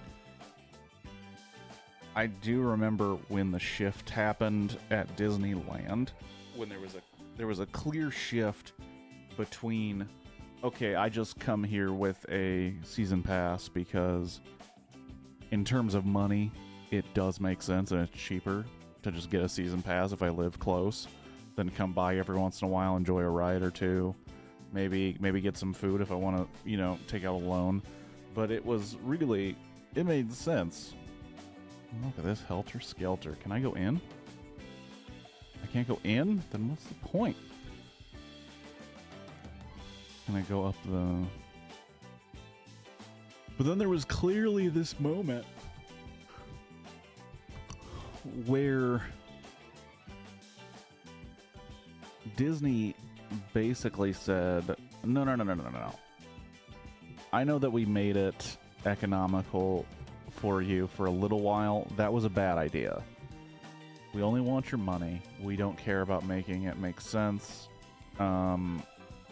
Eat a bag of dicks and enjoy how much it costs just to come to our park. And it was really, like, eye-opening to see people go like, oh, okay, Mr. Disney, and then they just got on their knees and just started paying for it that much. I was like, there's no way in hell, dude. Like, it made sense when it made sense. It doesn't make sense anymore. In fact, it makes absolutely no sense that you would spend this money. It's been like people spending $1,000 per person. They're like, well, we can go to Disneyland whenever we want, as long as we, schedule the times like months in advance, and we have to acknowledge that we're probably not going to do all the things we want to do because of how it's set up now. And it's like, fuck that, dude. Fuck that. I'm not spending that kind of money. And then it just kind of felt like that was, the plan for all their entertainment. Was just like, oh, no, you'll watch this. And it's like, no, I fucking won't. I have no interest in a Lion King live-action reboot. No interest. I don't care who's in it. Not interested in a live-action reboot of The Lion King. Because the cartoon Lion King works just as well. And I don't know, I wouldn't, as if I had children, it would not make sense to me to spend the big deal money on going to see that version of The Lion King when I know I could just put on the old version of The Lion King, which is probably better in many ways, and we would be just fine as a family. Same thing with the live-action Aladdin. Same thing with the new Cruella de Vil movie, and I don't know, it doesn't make any sense to me, man. It does not make any sense.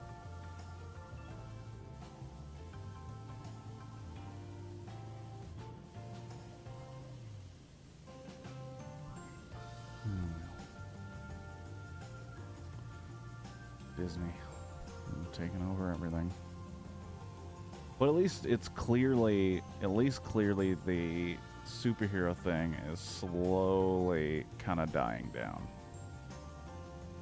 Because, like, their Quantumania shit didn't really work out.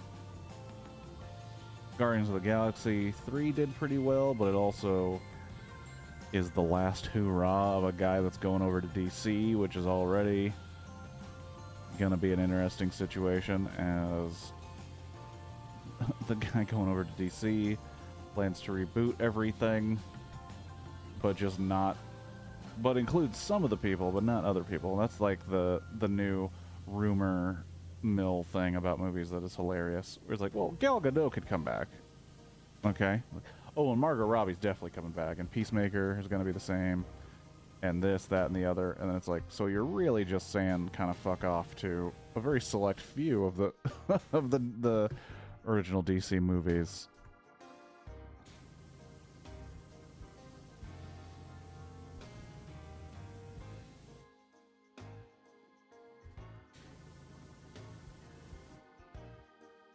Do not want to come back up here.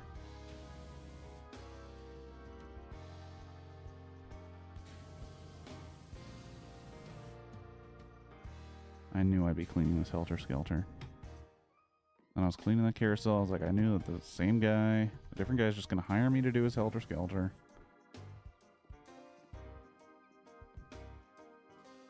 I like some of the live action remakes, but the Lion King one is utterly pointless. Oh, because it's all computer generated characters that basically the same thing as just doing computer animation, so it's not live action at all.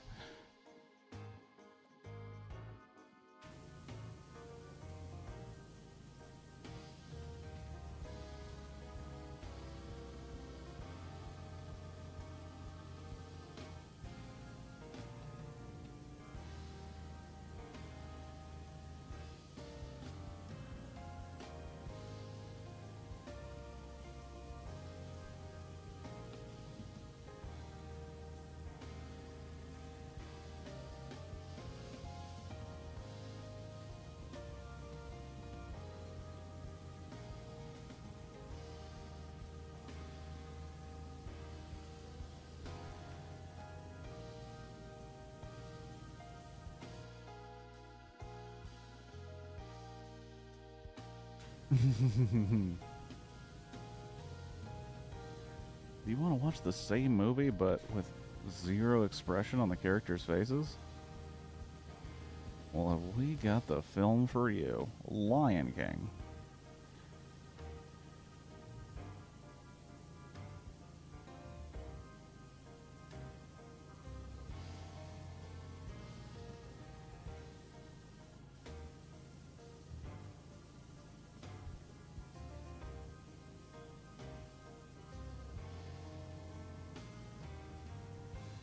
But yeah, you reckon the superhero thing is dying off?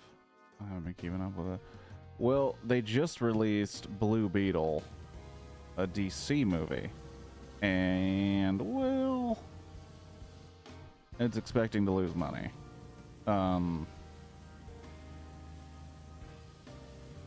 The Marvel shows and movies aren't making the money like they used to. And the only, like, properties from the only, like, superhero or Marvel properties that make money are being made by people that plan to leave the Marvel stuff and won't be a part of it anymore. And the stuff that's supposed to propel it into the future isn't doing too well. So it's like, it's kind of, the writing seems to be on the wall. And it's not hard to figure out, like, why it's happening. It's all too similar. It's all samey. People want to see something different. And, you know, different doesn't necessarily mean profits, so they're not going to try it.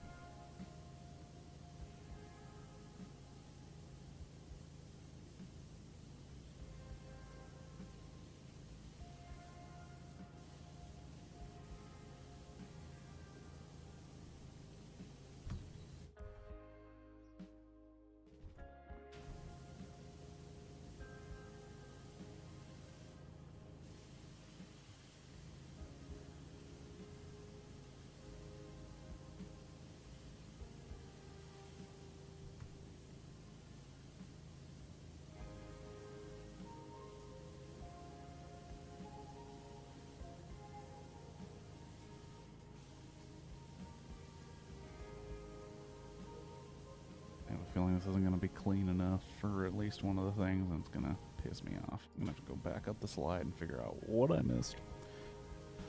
But I think it's I think that the popularity is slowly waning. But what I do find hilarious, absolutely hilarious, is the head of Mattel, after the success of the Barbie movie, was like, you know what this means, baby? We need to make some toy movies, and then just a shotgun blast of toy movie ideas came across Warner Brothers' desks, and it was like, guys,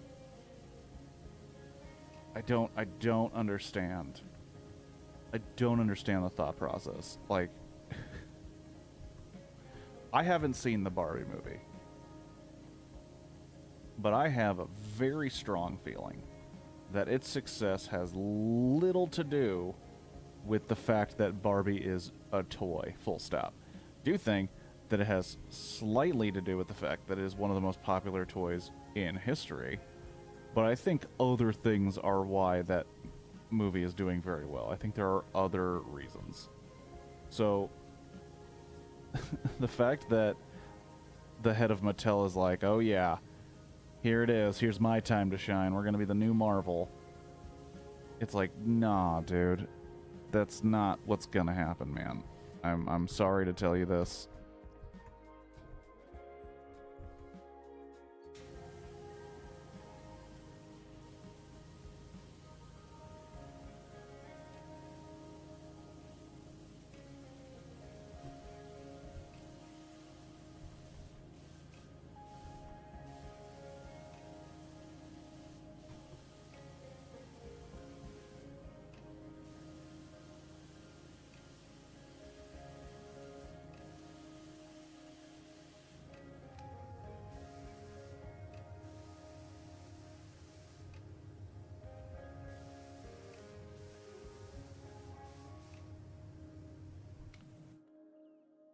Oh, like, what the fuck? Yeah, not gonna get a Barbenheimer for every new Mattel movie, guys. I heard a good analogy about it after The Incredibles did well. Disney executives wanted all their future protagonists to wear red shirts. It's insane. It is absolutely insane.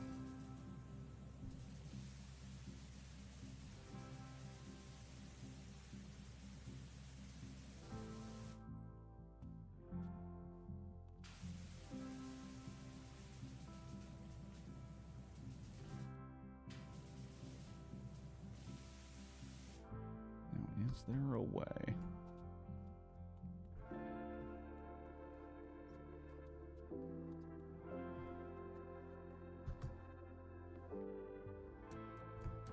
There isn't gonna be a way. That is booty. That is straight booty. That is booty-rific, is what that is.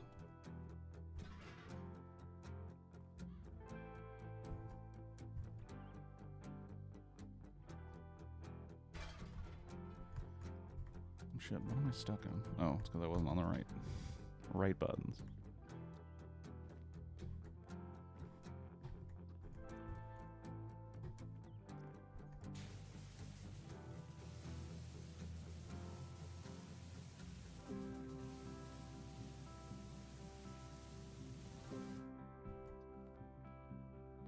Probably shouldn't have just moved this just to take care of the rails, but hey. I'm going at my own pace. I'm basically a, okay, well, I can't see.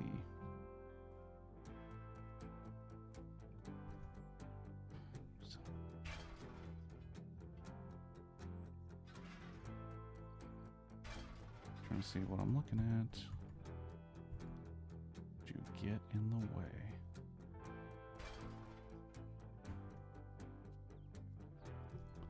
You think after Playmobil, learning toy movies aren't automatic box office draws? Well, you talked about the Barbenheimer thing. People are trying to do that. Some people. I don't think it's really getting the momentum that they want or expect. But people want to do a double feature of Saw 10 and Paw Patrol, and they're calling it Saw Patrol, and I'm like, no. Like, I kind of want to see Saw 10, but I don't have any interest in seeing a Paw Patrol movie at all.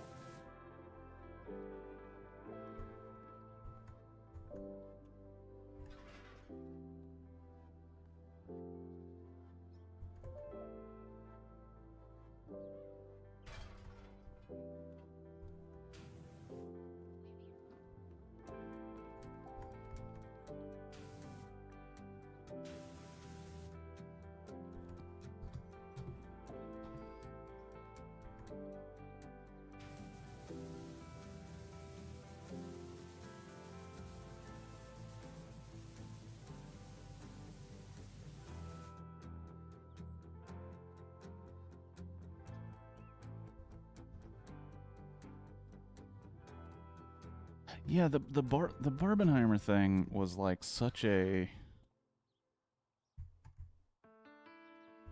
Well, it's like with almost anything. Like, studios are going to try and emulate something that was created by, like, people on the internet, and you just can't do that. Those things are spontaneous. They are inside jokes for, you know, people who love movies. And what's really weird was when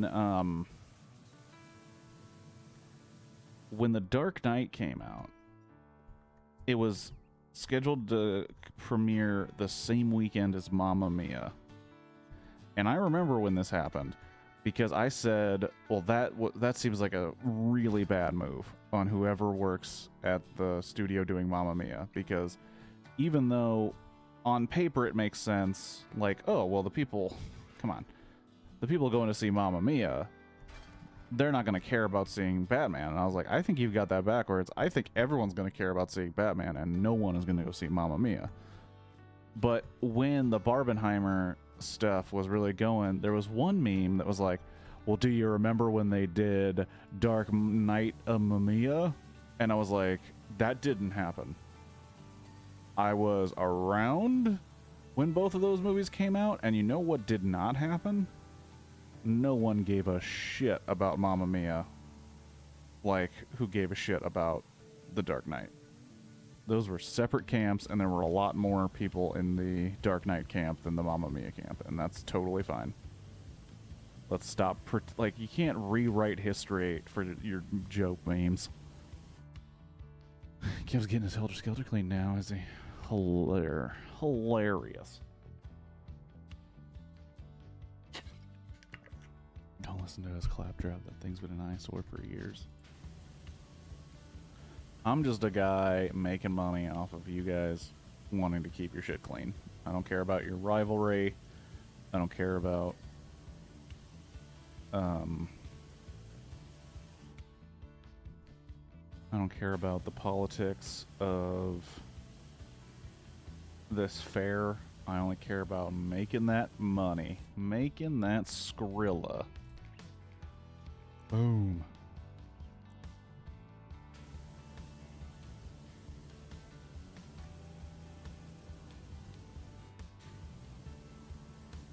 Damn.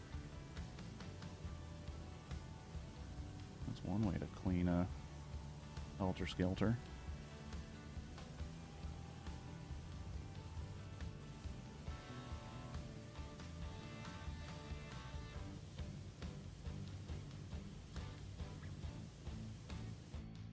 Scott Pilgrim came out the same time as The Expendables and Eat, Pray, Love. Too bad, because it didn't go well against those polar opposites.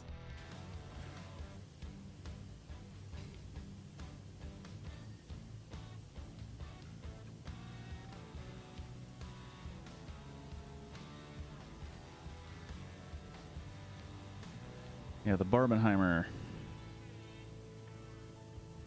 It's not a once in a lifetime, but it's a once in a while thing that you can't just make happen.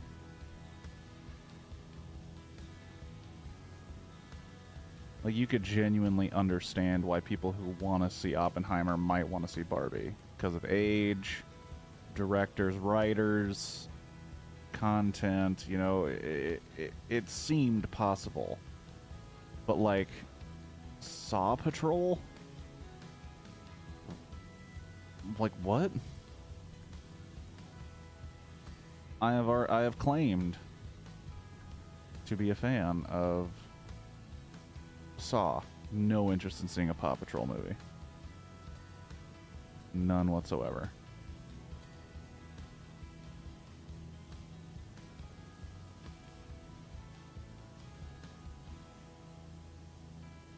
The only way I can see a Saw Patrol situation working and working effectively is if, like, you have kids and your kids love Paw Patrol and you and your buddies who have kids also really like the Saw movies, and you said, okay, so the first, we're gonna see Paw Patrol earlier in the day, and then the wives, or maybe the husbands, whoever in, or maybe, you know, maybe it's a gay couple, I don't know, I'm progressive. Expend, pray, love. I saw the Barbie trailer, I decided I didn't want to see it based on that. Maybe you can make Saw Patrol work in 20 years when the kids who watch Paw Patrol are grown up.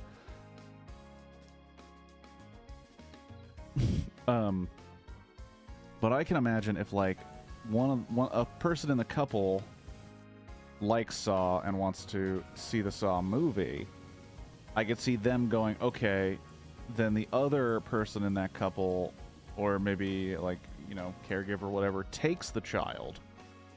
Like, okay, well, we're gonna watch this other movie. You go have a good rest of the day with your aunt or your mom or your dad or whatever, and then the adults go into the second movie, which is Saw. But I don't understand how a person, I can't imagine a person that's like, no, I love Paw Patrol and Saw. Like, I just don't see it happening. I just don't see it happening. Call me crazy. Call me a kooky guy. I just don't see it happening that way.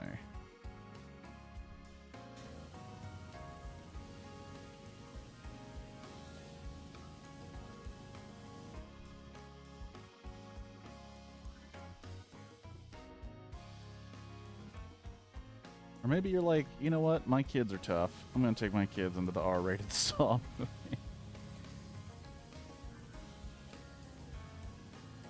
My kids love torture.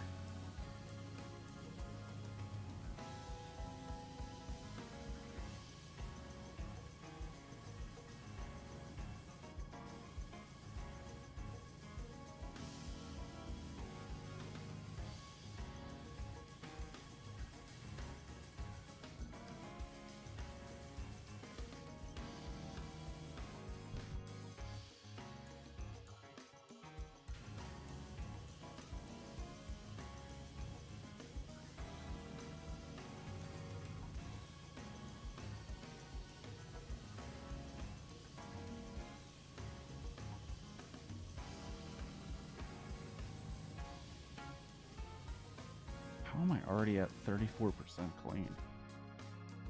It's like...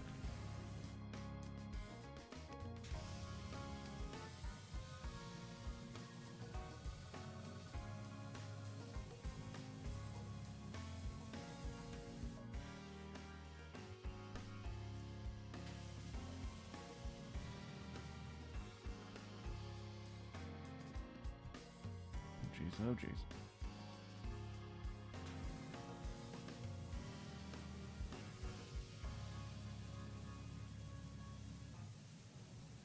Saw Patrol. Yeah, I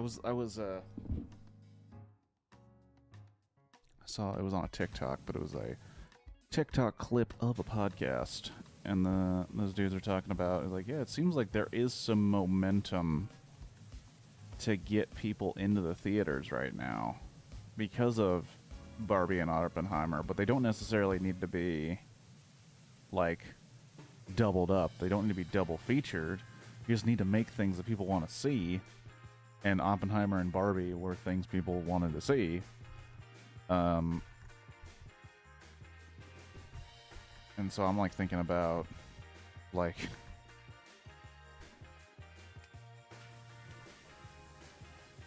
so if things are coming out now and they're not getting the box office, it's like it's not because there isn't people willing to go, man. The interest is there. We saw how intense it got for Barbenheimer, dude. Like, if you make something people want to go see, they're gonna go take the time. They're gonna take the money to see it. The people were doing double features, and doing a double feature at a movie theater is a lot of money now.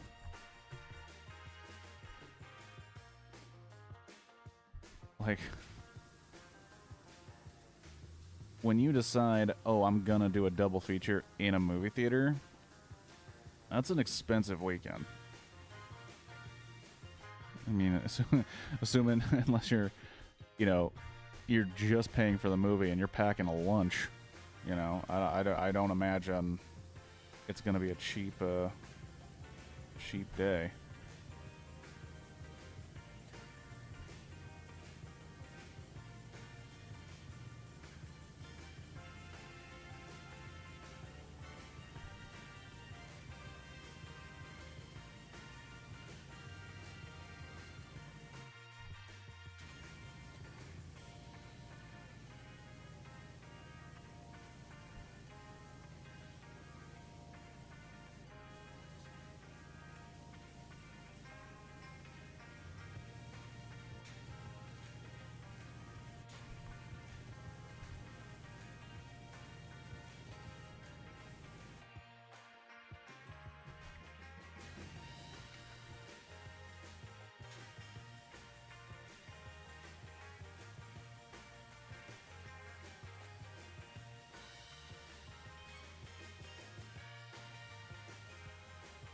Your technique is excellent. I don't know. I kind of feel like I didn't do a great job on this one. But, hey man, I'll take your compliment.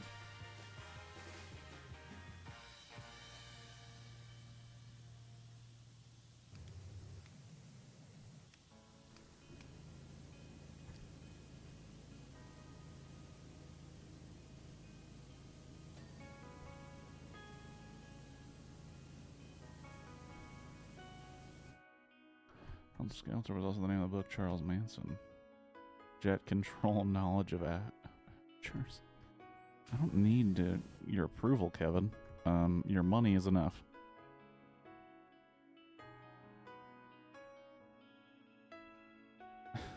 That's true.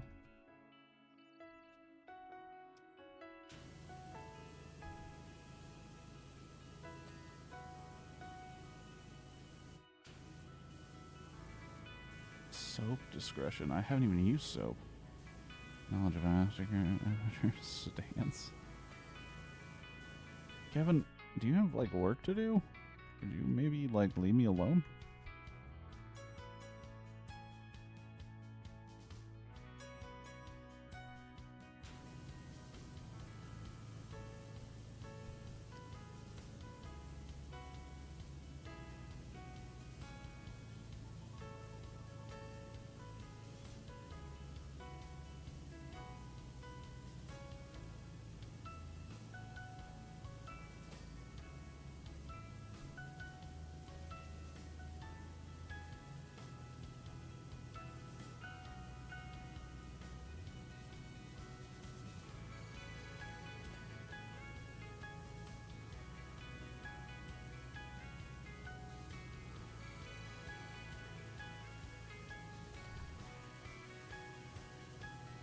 Insane when it gets all the way up there.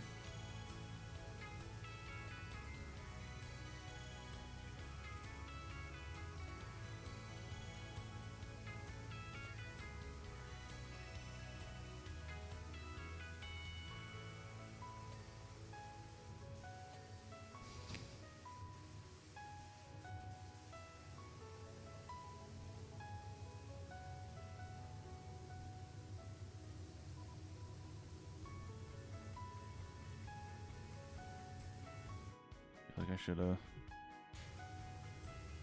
had a better effort at doing a certain section at a time. Anyway, Helter Skelter, you know. It's also a name of that one Beatles song. Helter Skelter. For all those Beatle heads.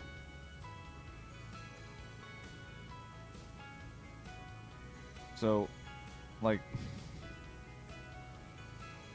do you ever have something that you don't even fully understand it? You don't even fully understand the joke. Really. But it still makes you laugh every time. Because there was a joke made on a YouTube video I was watching where these folks were talking about Austin Butler, who, as you know, played Elvis. And they were jokingly doing an impression of Austin Butler being Elvis, but in the new Dune movie, because he has been confirmed and is in the Dune Part 2. And they were doing impressions of basically if Elvis was in Dune. And I don't understand Dune because I've never read it. And like, I don't even love Elvis, but just hearing an Elvis impression talking about sci-fi shit with sci-fi names made me laugh every single time. And I don't really have anywhere to go with that. I don't have anything else to say about it. I'm not even going to do a impression of it because, once again, I don't know much about Elvis and I don't know much about Dune. But I will say that it still makes me laugh even though I don't understand it. And I guess that just leads to the question, is there something like that for you? Where it's like, I don't even understand this, but it's funny, and I'm laughing.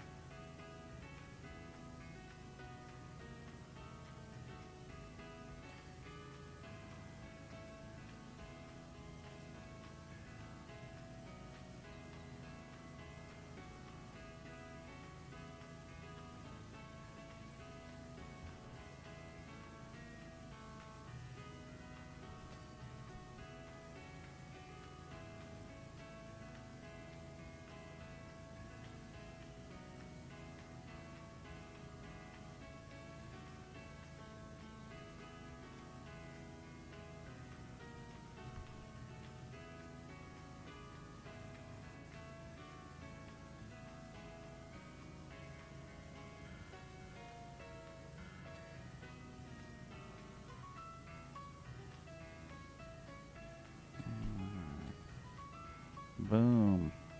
Wow, over 50% done. Well, I'll be a monkey's uncle.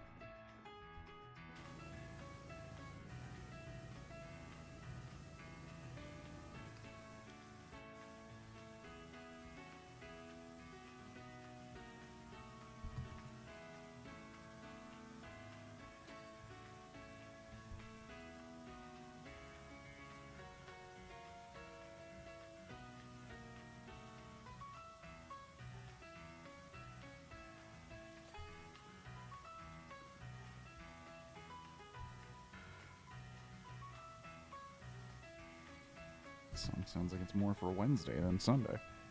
I'm gonna head out. Gotta do brunch with my family. Have a good rest of your day or evening, everyone. Thank you, Squirtle, for hanging out. Hopefully I'll catch you tomorrow. The plan is to do a movie tomorrow. Hopefully I'll catch you then. Have a good brunch and good rest of your Sunday. And I'll catch you later.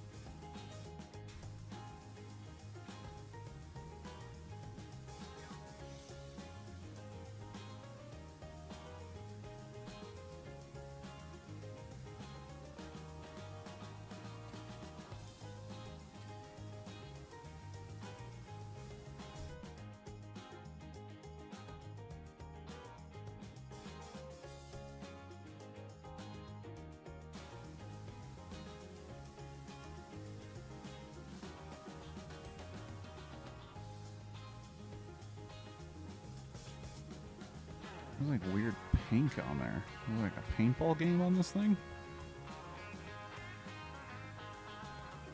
Pink blotches.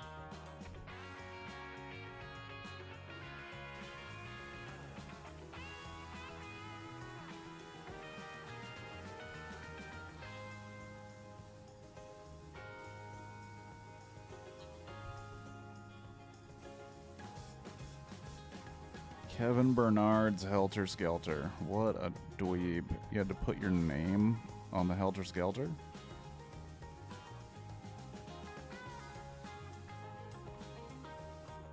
case anybody forgot. Hey, who owns this Helter Skelter? Oh, that'd be Bernard.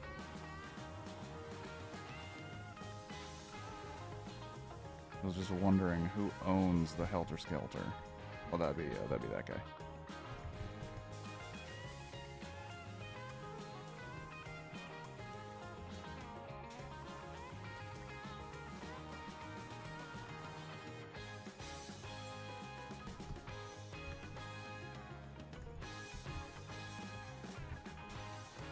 Boom. I think some kid just worked up his cotton candy. He came down the Helter Skelter and he was just like, whoop. Not the food you want to be having before you helter the skelter.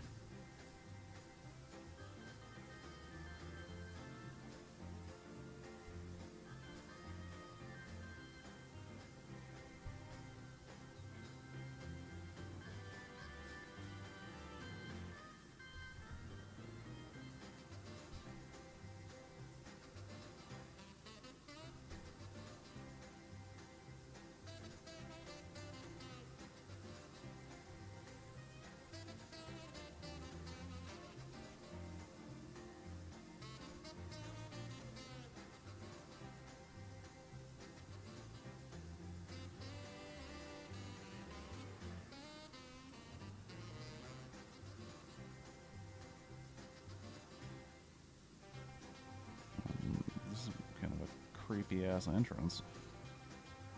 Glad to see you're starting out in the world. Starting to get out in the world. I need some of your skill and integrity at my private hangar from Blake Thrust. Suggestions for improvement? Kevin Bernard, I'm not taking any suggestions for improvement. Not from your Helter Skelter having ass.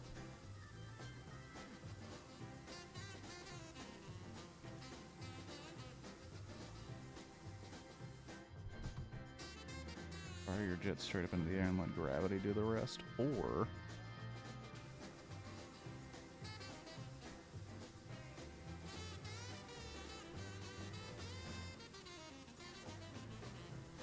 use a succession of single bursts from a point-blank range to significantly reduce water usage.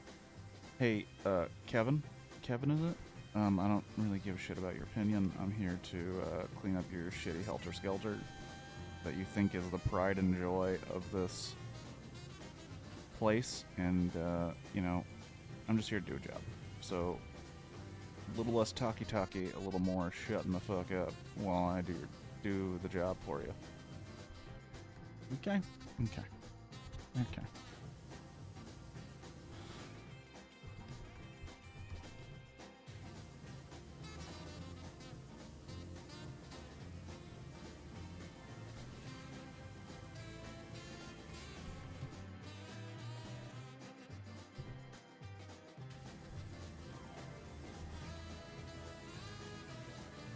About the stairs is not clean.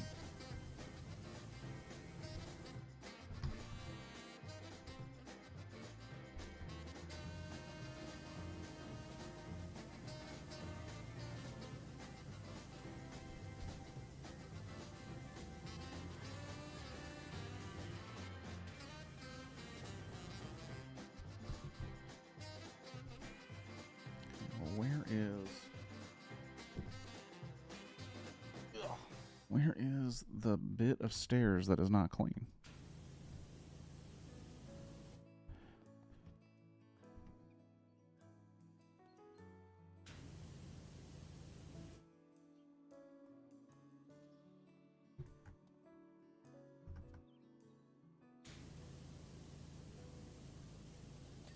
There we go. Clean stairs.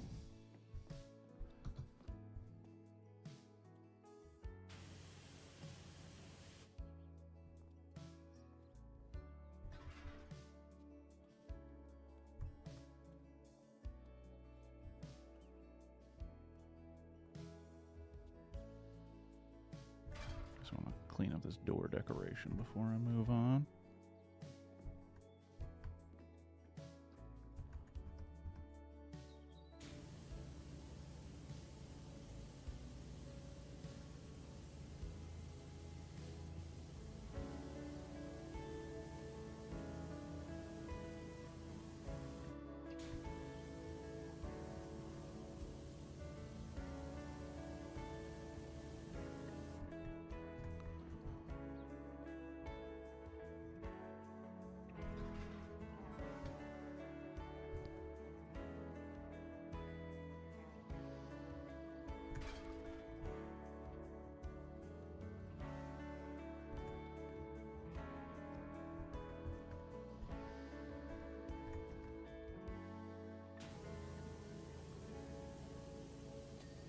Boom. Door decoration. Clean. While I'm here, I'll just take care of all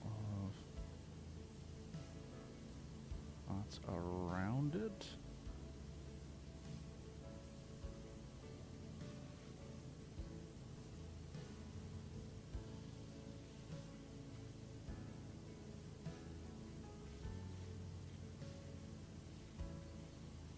Always takes a little bit more for the underside, which is interesting.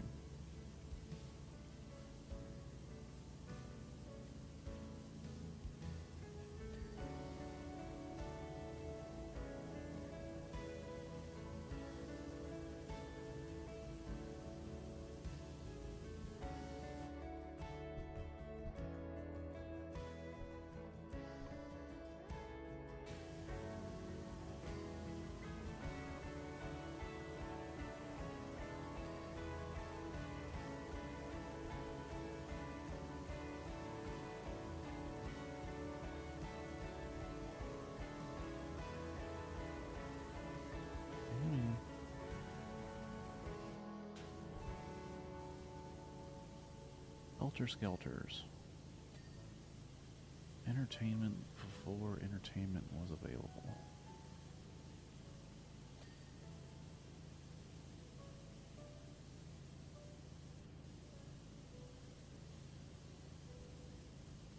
Alright, so that's pretty much...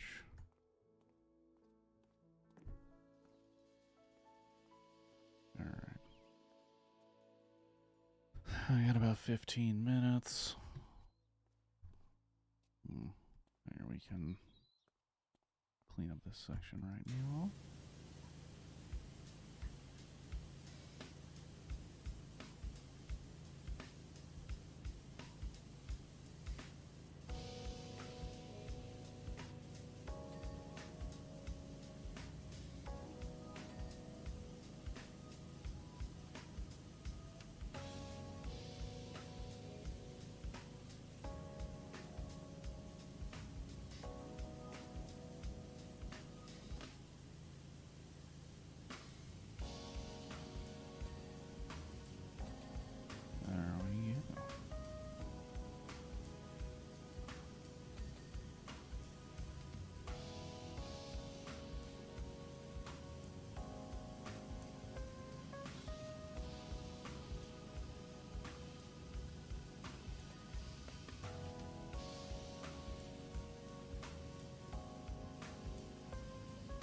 I believe this is actually shit, too. Because if I remember the story of the game, this fell off the truck and just rolled into, like, a sewage runoff. I'm power washing off human excrement. You're gonna love the next amusement park practically.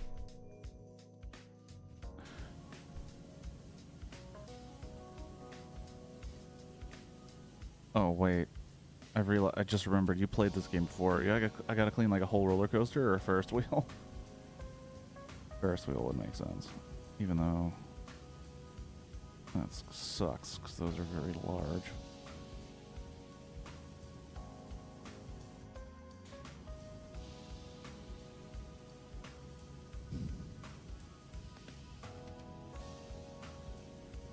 No amount of hosing can get the cholera off that thing.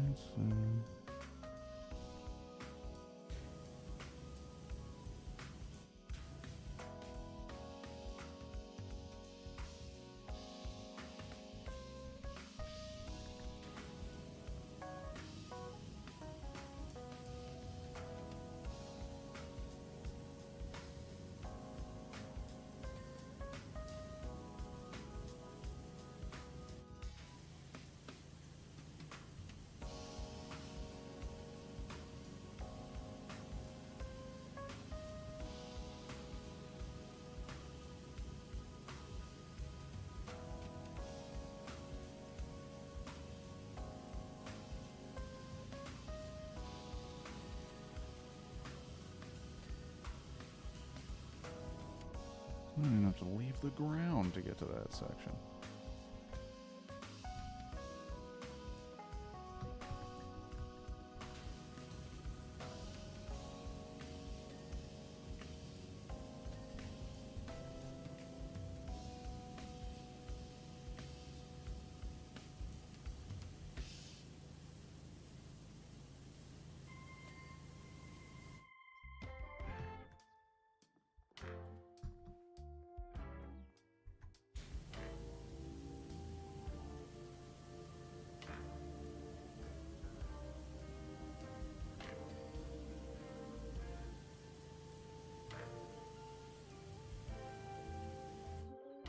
My goodness. It was like 15 minutes. Maybe I'll get to 75 and get to 75 super quick.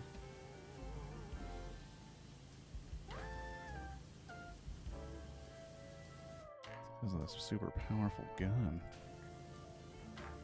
Just freaking...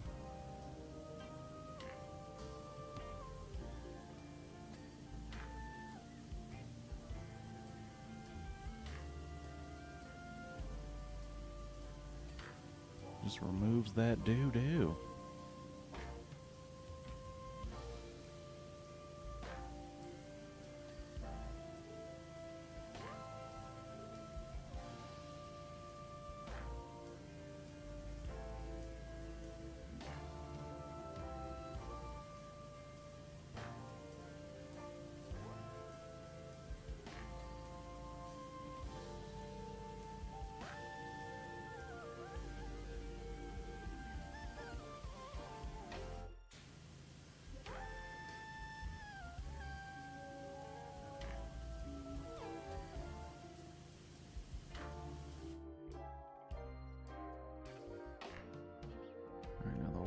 Thing that could be happening that I'm not thinking about. Oh yeah.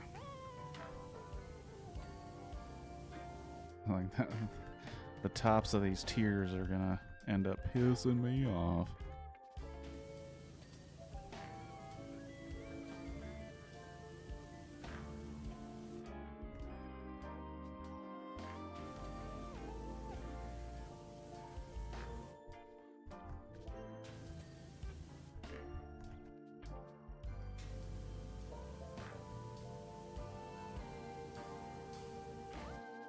I guess in theory, I can get to them from the slide.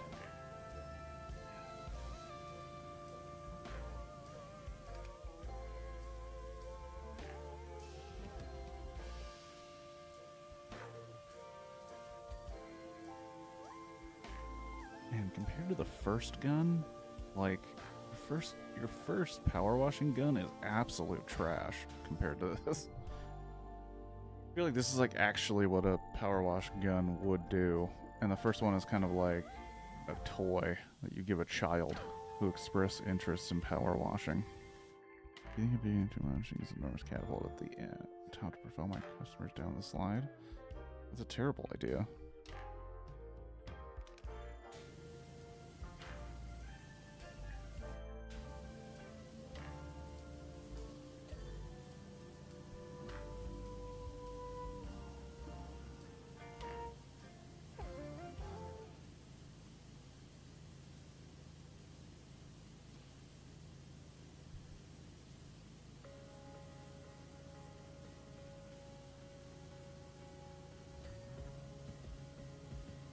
Yeah.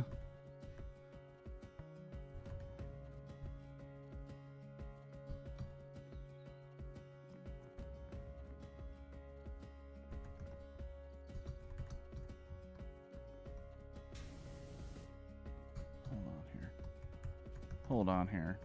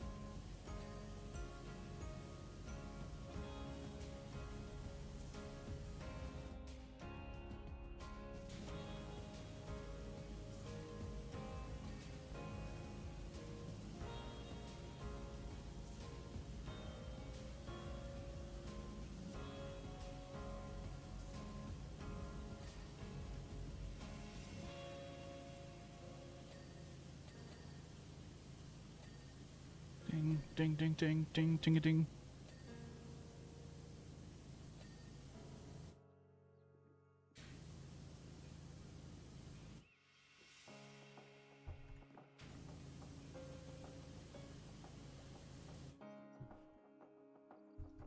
We only got about 5 minutes left. Just trying to get as much of this cleaned off before I gotta call it quits. Thank you to Shadow, especially for the subscription and the gifted subs. I appreciate it a whole bunch. Thank you. And I know that your favorite part of the stream is the movie streams. At least I would imagine so. And we do have a movie coming up tomorrow at 7 p.m. Pacific time, and I don't think it's old enough to be one that you will really enjoy, Shadow, but I think it'll be fun no matter what, because it does look like it'll be very interesting as a movie. So tomorrow at 7 p.m. Pacific time for movies, and I'll be back here Wednesday playing Killer Frequency. That's right, Killer Frequency on Wednesday. Super fun game. I think Killer Instinct might be one of my faves. That was suggested by one of the viewers / homies. Always past tense, dropping that in the Discord. Never heard of it, and now I am a huge fan, and I enjoy playing it. So hopefully more Killer Instinct coming Wednesday at 8 p.m. Pacific time, movie tomorrow at 7 p.m. Pacific time, and of course more thoughtful and slow contemplative stream on Sunday mornings like today with Church Has Glasses. Thank you to everybody. I think we might give this one a rest at 85% complete. I think I'm going to have to get the scaffolding over there to get the tops of those things. Thank you for the stream, Dean. takes your mind off stuff. Well, I'm glad I could do that for you, because it gets stressful indeed, and we all need that time to, you know, focus on something else, not so stressful. Boom, 3rd tier ring is clean, motherfucker. But the 4th tier ring, I think, is gonna be an interesting situation, because I think I didn't get it all the way around, so I'm gonna have to get the frickin' scaffolding out to get that. Well, let's just take a survey of the rest of the damage we have. So basically we got this section, meow. And then we gotta take care of this up here and the roof. Which is good. Luckily I can get up to it by using the handrails. And we only have 15% to go. So that'll be fun. Alrighty. How much money I got? About 800. Just short of 900, which is what I need for... which one? For the soap nozzle, which I'm not even using, because it's pretty great now. But with 800, I could probably buy all of the accessories for... I can. Boom. Boom. So I can get this, which is, of course, the most important thing. And then I just need to get $2,100 to get the last of these two, which is fine, because I really don't even need them yet. So yeah. Thanks for coming by, everybody. Have a good rest of your weekend. Enjoy, and peace.